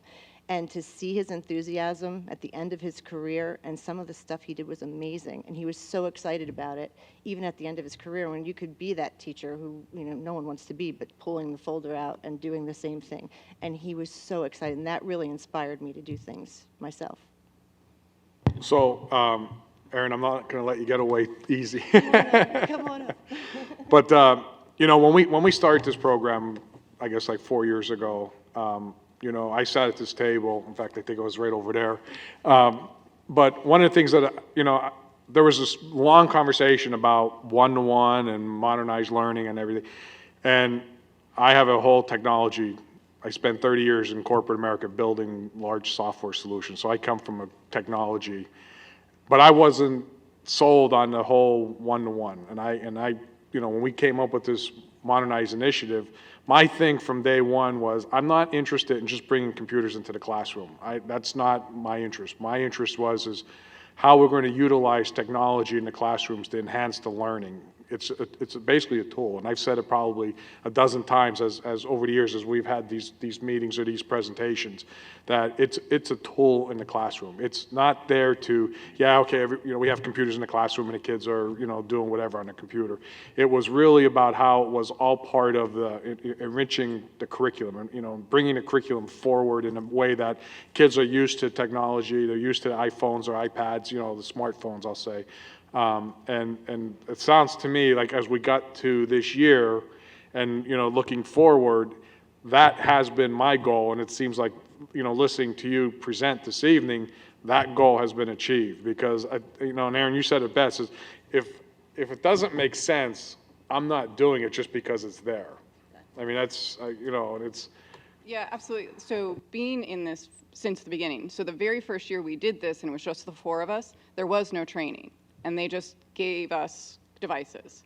And we were all just a little bit like, okay, what do I do with this? And it was very much on our own. Since having the professional development training come in, it's completely changed the way that I use the technology in my classroom. It's not just about it being like, here, let me just put these in front of the kids because they're in my classroom. It's how do I actually use these in such a way in which I am enhancing the instruction that my kids are getting. You talk about them going off to college and being more experienced with it. I have students who will email me back and say, all that stuff that we learned how to do on Google, all the ways that I can collaborate using Google Slides and Google Docs and all of those kinds of things, I'm ahead of my peers in college because I learned how to do it in your class. So I think the kids are really starting to embrace all of this and they're really gaining true skills in using the technology, but more importantly, in the learning that's taking place in the classroom. Well, that's a strong statement there alone, because what I've heard, previously, years ago was, students were leaving Springford and they felt that they were not at the same level as some kids coming in from other districts when it came to using technology when they got to college, using technology, in what I guess, call it the classroom or whatever, So that's interesting because that's kind of definitely a positive shift to what I've heard, maybe 5, 6 years ago and I've heard from parents where they felt that students left Spring-Ford, but they just didn't have that technology edge. So it sounds like that's, changing, which is a, strong thing as well. And I do think that it is great that everyone who spoke from the teaching perspective reiterated what the professional development has provided this program as well as them individually, and that it has given them the tools to enhance their teaching and how much it's taught them about their students. And that instant feedback, and Aaron, you talked about it, at our meeting, and we heard it last week from Dr. Weidenball's team about, what happens when you're able to get that instant feedback, in that by having that, you're able to make changes that have better end results for the students come the time for assessments. And I think, again, that that's providing that individualized attention that we strive to achieve here at Spring-Ford, to be an educator of choice. And this program has certainly something to be very proud of. And I think that the fact that we have teachers wanting to do this every year and, participate, and seeing that there are actual results and excitement, right? And even as you talked about, having a retired teacher be excited about learning is something that is exciting to sit here and hear that, because I don't know that every board or every teacher can say that same thing at the end of their career. And I think that, even hearing from you, Sue, after doing the same thing for 20 years and doing things so differently, and how it's changed you and given you this new process of thinking about how you're teaching and how you can better engage the students and teach them, even more is just so incredibly rewarding to be a part of this process. So thank you for your time. Thank you for being part of this. And thank you for helping validate that we've made the right decision by going in this route with this process. Thank you. Any other questions? Ms. Bass, one of the things that, after sitting through the presentation at the curriculum meeting, I start like everything, ideas start bouncing around in your head, huh? But, and I haven't really mulled this out, but, a couple of years ago, Dr. Good, myself, Dr. Floyd, and Mr. Cerisi went and toured a magnet school. And they were doing some really impressive things there. And I know we kind of talked about, is that in Spring-Ford's future of having some type of magnet school? And I don't know the answer to that question, and I certainly don't need to answer that tonight. But I was thinking, when I saw some of the really cool things that they were doing there, along with what we're doing with our STEAM program, and then what we did with hybrid learning, and then what we roll this modernized learning in, how it's all coming together. I think that there's opportunity for us, not necessarily to become a magnet school per se, but I think that there's opportunity for us to continue to enhance and take advantage of some of the things that some of these other magnet schools are doing, and how we could incorporate that into what we're doing with STEAM. Because really most of the magnet schools are STEAM on steroids, basically. You know what I mean? Yeah, I'm so proud to be here tonight, even from the first presentation through this one, to hear the teachers so passionate about the kids. And I'm most proud that we're a student-focused organization, that you heard the teachers talk an awful lot about what their students need. And as long as we continue to be innovative and think about how do we meet every child's need and how can we bring some innovative ways to enhance learning, I think that we can continue to grow in that area. I'm really excited about it. I mean, they were doing a lot of things where it was all through innovative thinking, innovative ideas. Kind of like our innovator space. That's right. Yeah. Exactly. I mean, that's another part of it. I mean, it's like, taking the innovation center and how that works into it. But I mean, some of the stuff that the students were doing there and the free thinking that they were doing and projects, one of the rooms we went into, the students were given an assignment to solve some problem, right? And maybe never come to any type of fruition, but it was solve a problem, and the kids were just like, how could they charge the iPhone when it's just sitting on a table without a charge? I mean, there's all kind of wild, thinking going on, which is, that's the next generation of the, Steve Jobs or whoever it may be, right? So I was just kind of like mulling through and I was like, how could we incorporate some of the things as far as what they're doing and, what they were doing there and what we're doing here and how we're progressing forward.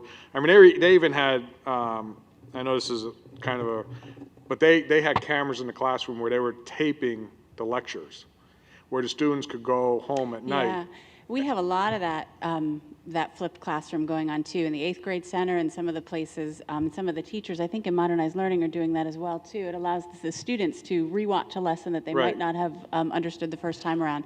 So I feel like everything you keep saying, I'm like, yeah, and I hope we continue to do that and pose those problems for the kids to solve and keep it very open-ended too.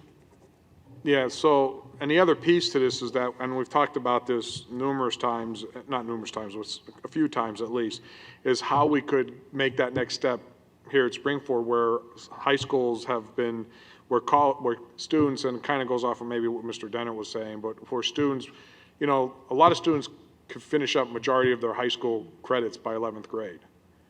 And, what opportunities, there's high schools where the students are basically working through and almost having an associate degree before they leave high school.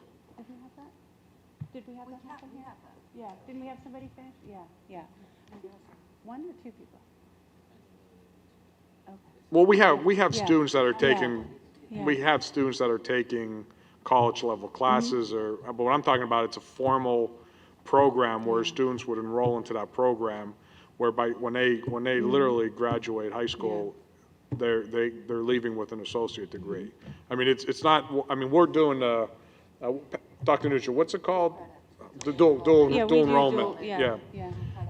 Right, so we have that, but it's not, what I'm saying is that they have formal programs in place where a student can enroll into that program whereby, I mean, it's the specific goals when they graduate high school, they have almost, if not all the credits they need for associate degree, like they're like. We had a student last year graduate with associate's degree because we have the part-time or the full-time dual enrollment. Right, dual enrollment, but what I'm saying is. Right, and it's a program, and she entered it, and she went to Montco for 2 years, and she left with a high school diploma and an associate's degree.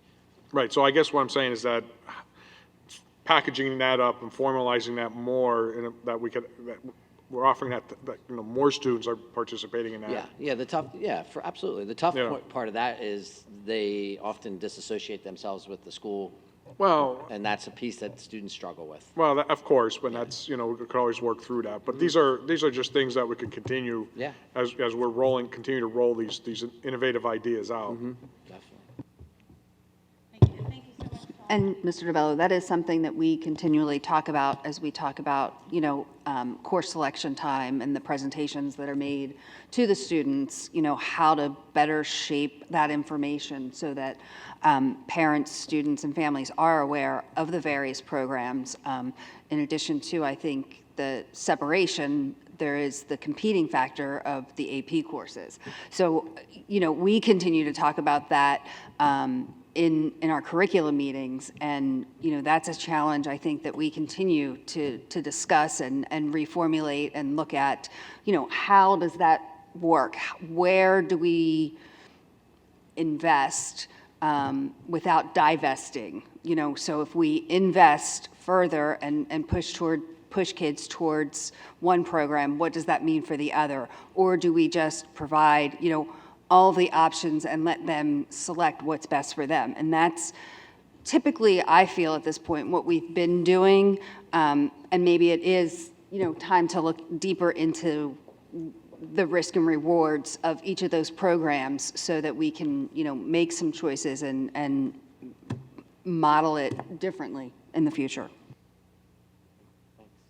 Well, I just want to say that I understand where you're coming from, but I'm also concerned about rushing students through the high school program because I just attended a meeting of the American Association of Physics Teachers, and in a roundtable discussion, there was a universal feeling that the students that they were getting are coming into their classrooms poorly prepared And I am concerned that if we rush these kids through, they're going to not be prepared well enough. So I just caution you that getting through quickly is not necessarily to their benefit.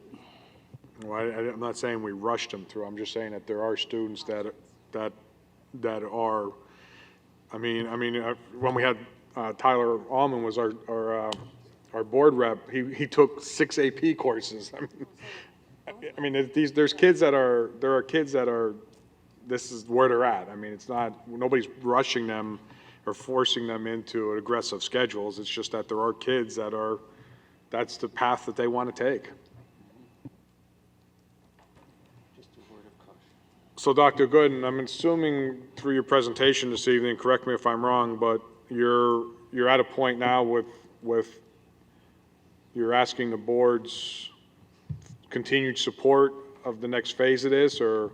That's correct, Mr. DeBella. We're at a point right now that if we don't have and maintain board support, we need to stop what we're doing because we are reaching that tipping point.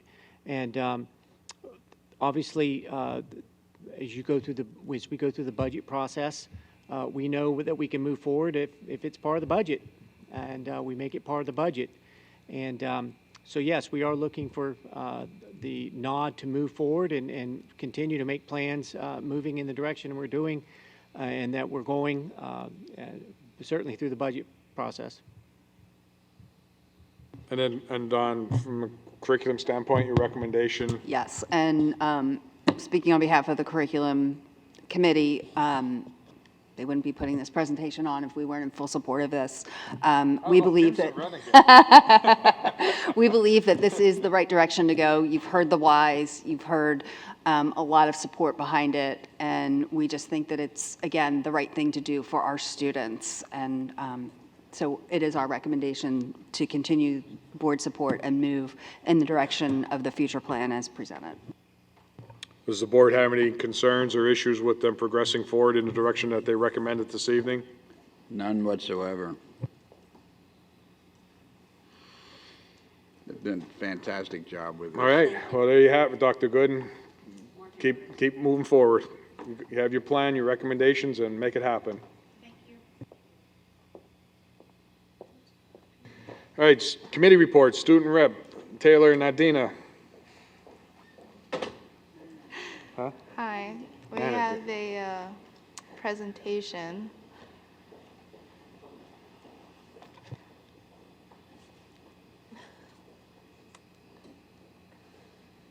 All right, so the Irish Exchange, the Springford students went to Ireland on March 9th, and they just returned this past weekend on Saturday.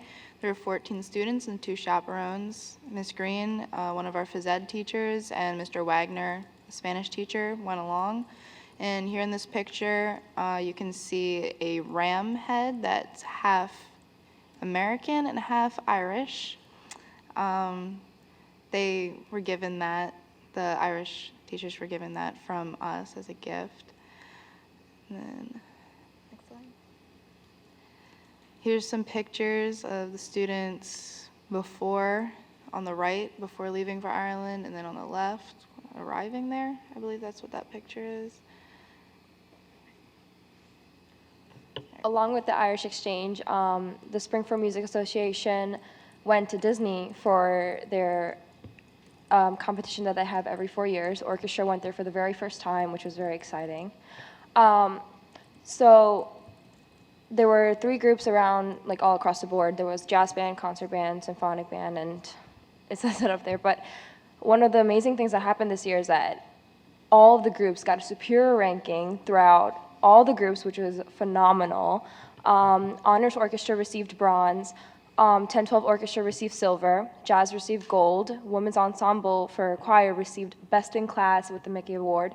And one of our 11th graders, Ethan Frankel, received a Best Soloist Award on the violin, which was amazing. Also, sorry. Also, from January, we have started these monthly discussions with Dr. Nugent, Dr. Weidenball, where we invite 2 to 3 students from each grade, and we all meet up in Dr. Nugent's office, and we just talk about topics that impact us students. For example, prom, parking, and class ranks, which have been very big topics for these past 3 months. And we also want to expand this concept. So Taylor and I will be reaching out to elementary and middle school principals as well and getting their ideas, and because obviously this is like one district and we want to get everyone's idea, so also we can provide more of the topics that we've been talking about to the board, and also keep you guys updated about everything. We have a short clip about the Innovation Center.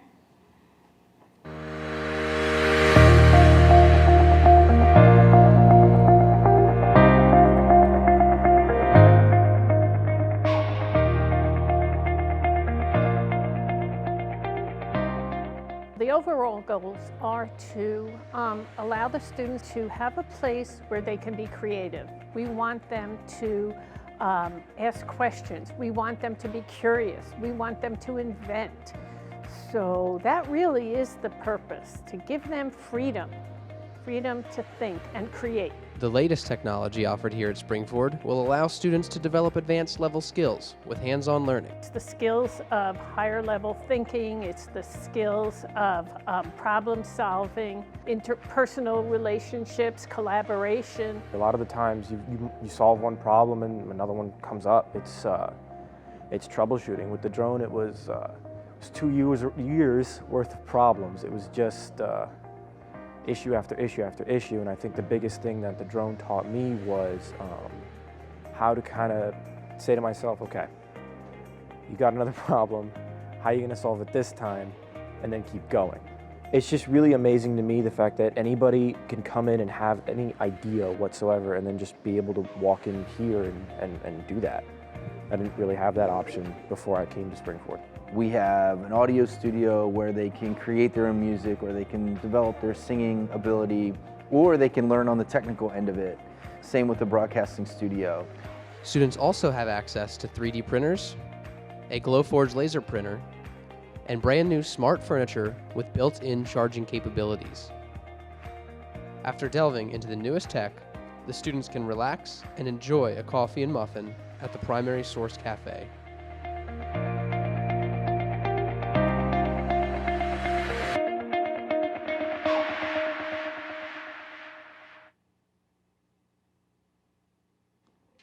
Okay, so in the Innovation Center, Nandini and I actually spent an afternoon after school observing, seeing how students interact in the Innovation Center. There were students using the recording studio to make a song for a project, and same in the video studio. I don't know what it's technically called, but they were using that for another school project, and it was really interesting to see how this new area has inspired all these new creative ways to be more involved and participate in their classes.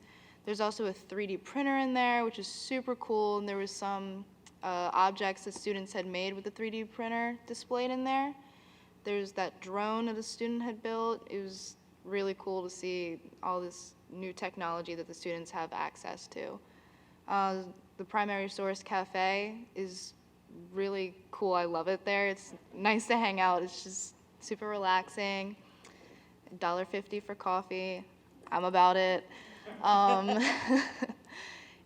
It's a really awesome place, and I feel like the students are really enjoying it.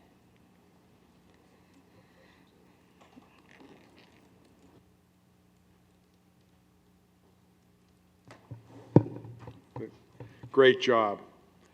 Great job. I hope to see more of those type presentations. That's really exciting to see that you've captured what's going on at the high school, and I love the idea of taking it down to the elementary school and opening up conversation and just seeing what's going on, hearing what's going on, and putting little videos or presentations together. That's a great job. I think it's the boy's name was Ahmed that made that drone when I was there, when they had the opening of the Innovation Center, and he was shown, and he made that basically from the 3D printer and got the electronics, and he was flying it around in there. It's like really cool to see that, you know, that the kids were able to take the technology and you know, what was provided in there. And just, again, it goes back to what I was saying earlier about just free thinking and trying different things. So, so it's exciting to see. And you like the coffee, you like the cafe. I love to see the collaboration here of our two student reps. Again, it validates this process that we've put in place a few years back. And it wasn't for two people to sit here separately and report, you know, separately. The collaboration that you are starting together is going to be the foundation for future reps that sit in your seat. So I think the road you're headed down is an absolutely fabulous one. I think that, you know, providing information and support from every avenue within the district is an exciting, great thing to look forward to. So thank you. You have what, two more months with us? Unfortunately, yeah. I'll come back and visit, though. Okay, you promise? She won't promise. All right, great. Any other questions? Thank you. Great job. Western Center, Dr. Dressler. Well, I want to thank Taylor and Nandini for making it such a tough act to follow. I do not have that. No report? Such a polished, you hope. The Joint Operating Committee of the Western Montgomery Career and Technology Center met on March the 5th after a sellout community dinner for the California buffet dinner that they provided. Mr. Christopher Morrison gave his report at the beginning of the meeting, reported that the Federal Perkins Grant Review came up with no corrective actions necessary. The grant partially funds 4 staff members. Online applications, we have 281 applicants compared to 257 last year. The NOCTI testing is going forward. NOCTI meaning National Occupational Competency Testing Institute delivers a battery of assessments or standardized tests for students studying career and technical programs. The HOSA, Health Occupational Students of America competition was canceled because of poor weather conditions. And it, as far as I know, has not been rescheduled. Summer camp has 26 applicants enrolled. Those of you that have children that might be interested should get your applications in soon. Mr. Don Bray from the Automotive Technology Department received a $1,000 grant from the local Pep Boys. Mr. Bray and Mr. Morrison achieved a tremendous coup when they met with Subaru representatives, and the Western Montgomery Career and Technology Center is now a Subaru University, where students will obtain industry certifications by way of online training and in-class seminars to achieve multiple levels through Subaru. The end result will be a direct connection to Subaru, their hiring personnel, and will hopefully turn into full-time positions upon graduation for students. Subaru is in need of over 4,000 Subaru certified mechanics on their floors, and being a Subaru University will allow our students the opportunity to fill those positions. So that's a tremendous achievement from Mr. Bray and Mr. Morrison. The next community buffet will be a Mexican buffet on May the 7th. So get your reservations in fast because these things always fill up very quickly. On March the 10th, the center conducted an active shooter drill, including the Limerick Police Department, Limerick Fire Department, the TRAP, Emergency Medical Services, and a SWAT team. That's the end of my Western Center report. Any questions from anybody? I just wanted to add that the HOSA competition has in fact been canceled. It will not be rescheduled. Students will be receiving a full refund, and they're determining who is going to nationals by an online test. Well, thank you for that. Way to have us back, Taylor. Yeah, appreciate that. Legislative Committee, Ms. Melton. Now, wait a minute here. You can't skip me again. Oh, sorry, PSBA. Oh, I thought you gave it. No, I didn't. Jeez, pay attention.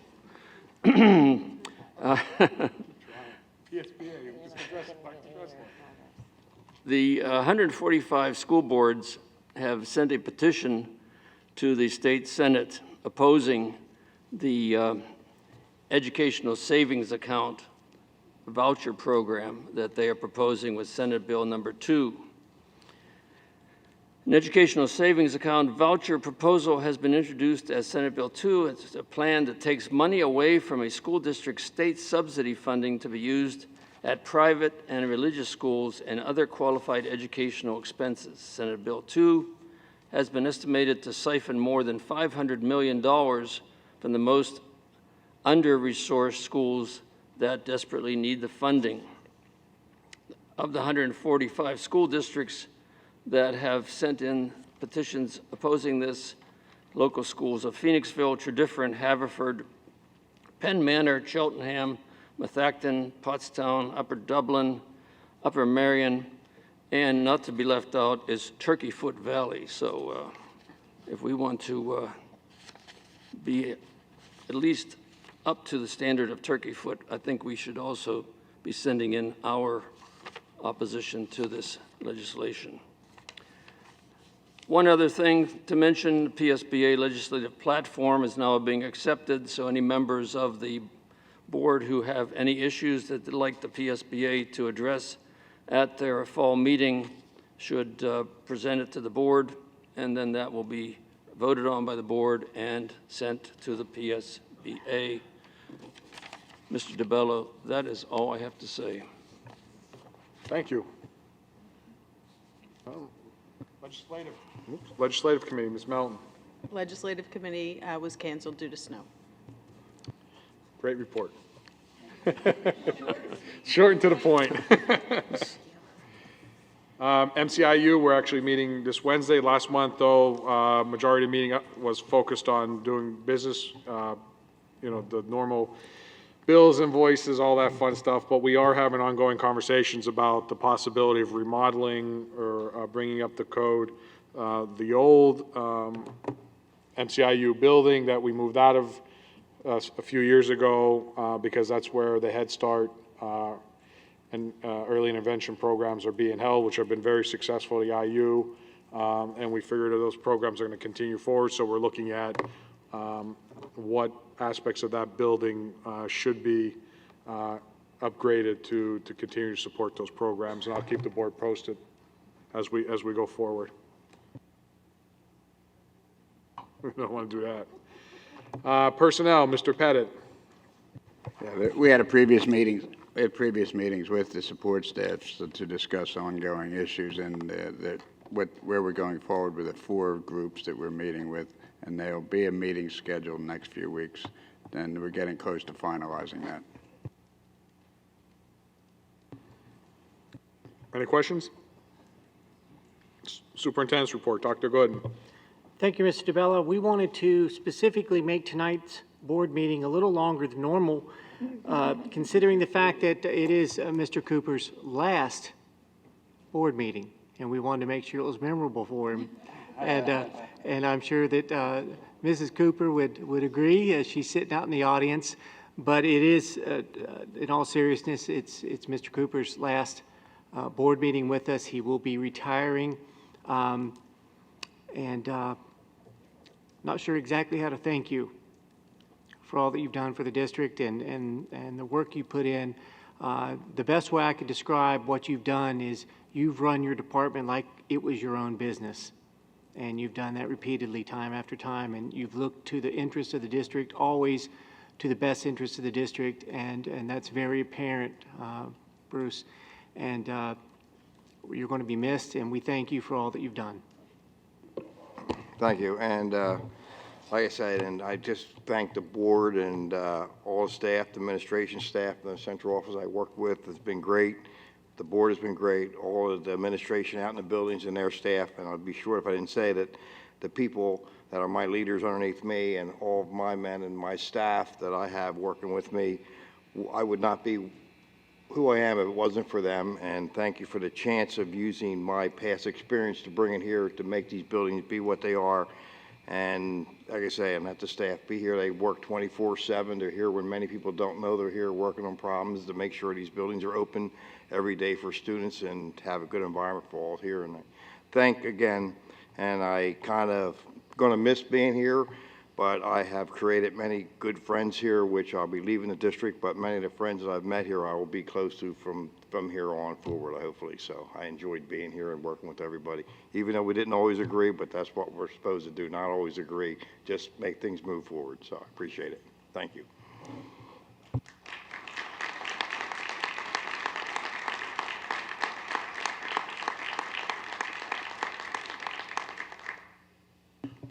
Well, Bruce really does enjoy when everyone makes this a special moment for him. In fact, I'm sure everybody would like to get up at some point and tell us a Mr. Cooper story. But at the end of the meeting this evening, we do have a little cake in the back to you know, as recognition to Bruce's all his hard work over the 25 years here at Spring-Ford. I've said it before and I'll say it again. I mean, one of the things that, I mean, there's a lot of things that you've done successfully here behind the scenes that we just don't see, or people don't see, people don't understand.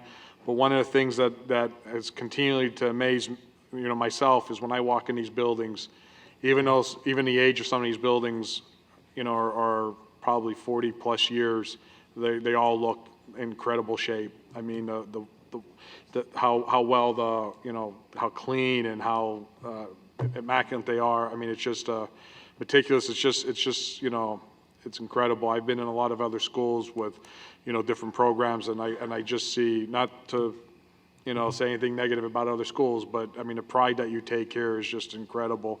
And the one thing I will say, you know, chairing finance for several years, you've always come to the finance committee each budget year and looked at ways that you could enhance your budget and enhance, you know, or reduce your expenses within the district, and you've done an incredible job. People don't understand or know this, but you have saved this district millions of dollars, and that's something in itself to be extremely proud of. And you know, I'm proud that I've been able to know you, and I hope to know you for many years to come. And probably from time to time call you on the phone and say, you can't believe what Dr. Good wants to do now. But anyway, but thank you for everything, and you know, just a tremendous job. You know, thank you. I'm still a taxpayer in the district, so I'll keep my eye on the. There you go. So, no, but I can say, then that wouldn't be nowhere if it wasn't for the board and the central administration working with me to have that money to do this, and that's what makes the team work, and we have worked together, and it's been great. Okay, thank you. Solicitor's report, Mr. Fitzgerald. No report this evening. Oh, man. Awesome guy tonight. Okay. So one of the things that when I chair the IU meetings that I do, when meetings go slightly long, and we're able to do this at the IU, so I'm sure we could do it here. We do it at Western. I'm going to take agenda items 4 through 9. I'd like to get a motion. So moved. Second. Motion for agenda items 4 through 9. Any questions? All in favor, say aye. Aye. I left off other business because I think we have to have slight discussion. I'd like to get a recommendation from Dr. Gooden on A, and B is just a first reading of a policy, and then C would be in alignment with what's decided on A. So Dr. Gooden, I'd like to know if you have a recommendation for A. Thank you, Mr. DeBella. As we know that we missed 2 days of school last week, which resulted in adding another day to the end of the school year, which would put the end of the school year for our students on June 14th. It was originally June 13th. We had planned on graduation. That was what was in the agenda last week. This has happened to us before where we've had to extend the year, but we ended up holding graduation on the day that we had originally planned. If the board were to do that, that would be my recommendation, that we would stay with June 13th. It would cost us approximately $4,500 to do so because our seniors would only get 179 days as opposed to 180.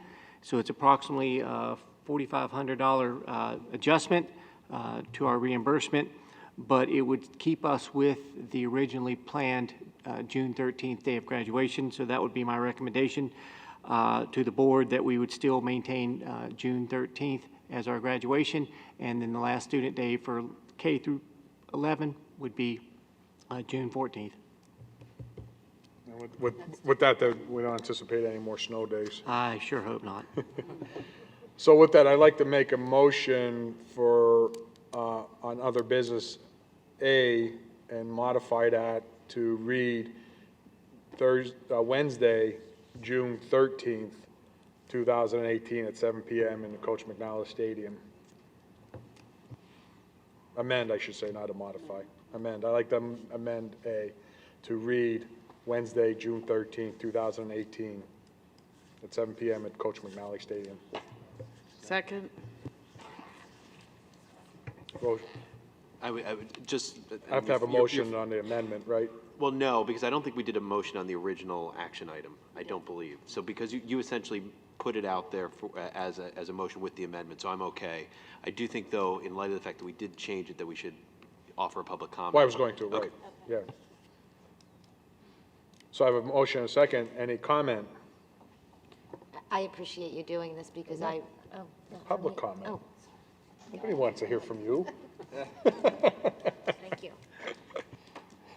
Okay, no public comment. Now you get. Now, I just want to say thank you for making that, because I was bombarded with a lot of people sending texts and emails saying that they had orientation set up, things of that sort for the very next day. So this will very much help them. Thank you. Any other board comment? If a motion is second, all in favor, say aye. Aye. Okay, like I said, other business B is just first reading, and then C, wow, that's a long thing. Yeah, basically, it's a motion to adjust the calendar to add an additional Okay, day to the end of the year. so that could stay as is because there's nothing in there about graduation. That's correct. Right, so, okay, so motion C as is. Motion second. Any comment? All in favor, say aye. Aye. Any board comment? Any public to be heard? Mr. DeBello, I'm just not, I'm sorry. did you indicate, I don't recall you indicating at the beginning of the meeting that we had met in executive session. I just wanted to. Thank you. Thank you very much. The board did meet in executive session. Man, it's right there. Board met in executive session to discuss personnel items. Thank you. I just want to mention one thing. The presentations we had tonight, although they were long and maybe difficult for much of the audience to stick around for, really made me proud to be a part of this organization, because they just showed what a tremendous group of people we have working for us here.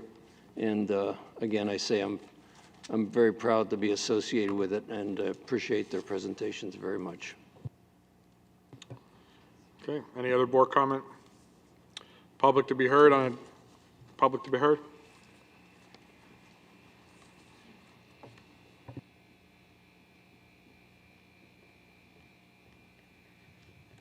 Hi, my name is Haley Jeffords, and I am a 2002 alum of Springford High School. I am now an attorney, and I work as an executive policy specialist for Governor Wolf and for his Department of Environmental Protection.